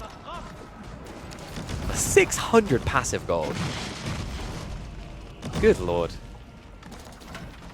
And you are right, he does have the Golden Gate, which he has been actually using the tickets for, by the way. He only has 2 in reserve. I wonder, has he by any chance been selling wood? I mean, there's not really that much wood on pigeons for you guys. I don't know why you'd want to spend your wood, your very valuable wood like that. Petition to try a patch where trees have 100 wood instead of 150. Well, forestry would feel a lot better as well. But nothing mangoes and knobs only is the way. We want Siege taking out the base of the enemy, not to decide. I don't think, no. I think mangoes need a slight dial back on adjustable crossbars. Mango's absolutely fine in castle. Nester bees aren't really that strong right now. I think in general, I don't mind the concept of what mangoes offer, which is a push towards endgame state. Like, I personally find it more underwhelming when a game is decided by who eventually has more resource. And I'm not talking like 10 minutes from now. It was like, 40 minutes from now, he had slightly less trees. I like the idea of units that allow you to express your skill in a fight. Mangoes can sometimes be a bit too easy to do so. One funny thing about Highview is actually the games last longer because it's not as easy to do that. And what I mean by that is like you have to have vision or you get backstabbed by horsemen. You get like caught off guard like this, right? Whereas on like a Dry Arabia-esque map, you know, if you have good siege momentum, you can push it and win. Now, Poppypaw did just lose a lot of siege, by the way. He has, however, ironically started a Sacred Site countdown. So, you know how I said he had like a pretty lofty amount of gold income, passive? It's now up to 1200-ish. And yes, I recall the Abbasid tips game. That was when I was like, I haven't seen Highview in ages. Looking forward to this. And it took plus 3 hours. And that's when we decided to go to work. We contacted Caillou, we taught the concept, and he made pigeons for you. 75 fills on food? You did indeed, because Poppypaw just really needs food. Right? He's just trying to pump a dozen and then some horsemen. Doesn't sound like a lot. Dozen horsemen. Does he have adjustable crossbow? No. I can't believe this. This is wild. Dimu, though, he's been grinded down to the bone at this stage. Streltsy's still looking pretty healthy. Horseman wave after horseman wave just keeps coming through. If maybe, just maybe, if he had adjustable crossbars, he'd be able to have cleared this Streltsy count, but this is brutal. You're now A-clicking into them when they have static deployment, so they just clear you so fast. And it's buying enough time for the next troops to arrive. This is the problem, like, Dimu, he has some tankiness to his front line. He just doesn't have breakthrough. If you get into a battle with Streltsy and you can't break through, you lose. It's just a fact, a nature of the unit. And that's it. Folks, it's happened again. Dumu really took him down to the line. But once again, it will be Poppy Paw in a grand finals. Damn, what a crazy set. This is definitely going to make it to the YouTube side. I don't know if there's going to be one video or two. Let me know what you thought about this, though. What do you think of Dumu? This is like a preview of maybe what we're going to see from Ben in 2025. Personally, I'm impressed. I think the series was really close in ways you would not have expected against someone who, I think at this point, most would just agree is the second best player we have in AoE 4. And yet Dumu almost took the set off of him. He took him to 5 games. I personally am looking forward to Ben and many more being in the midweek musters in 2025.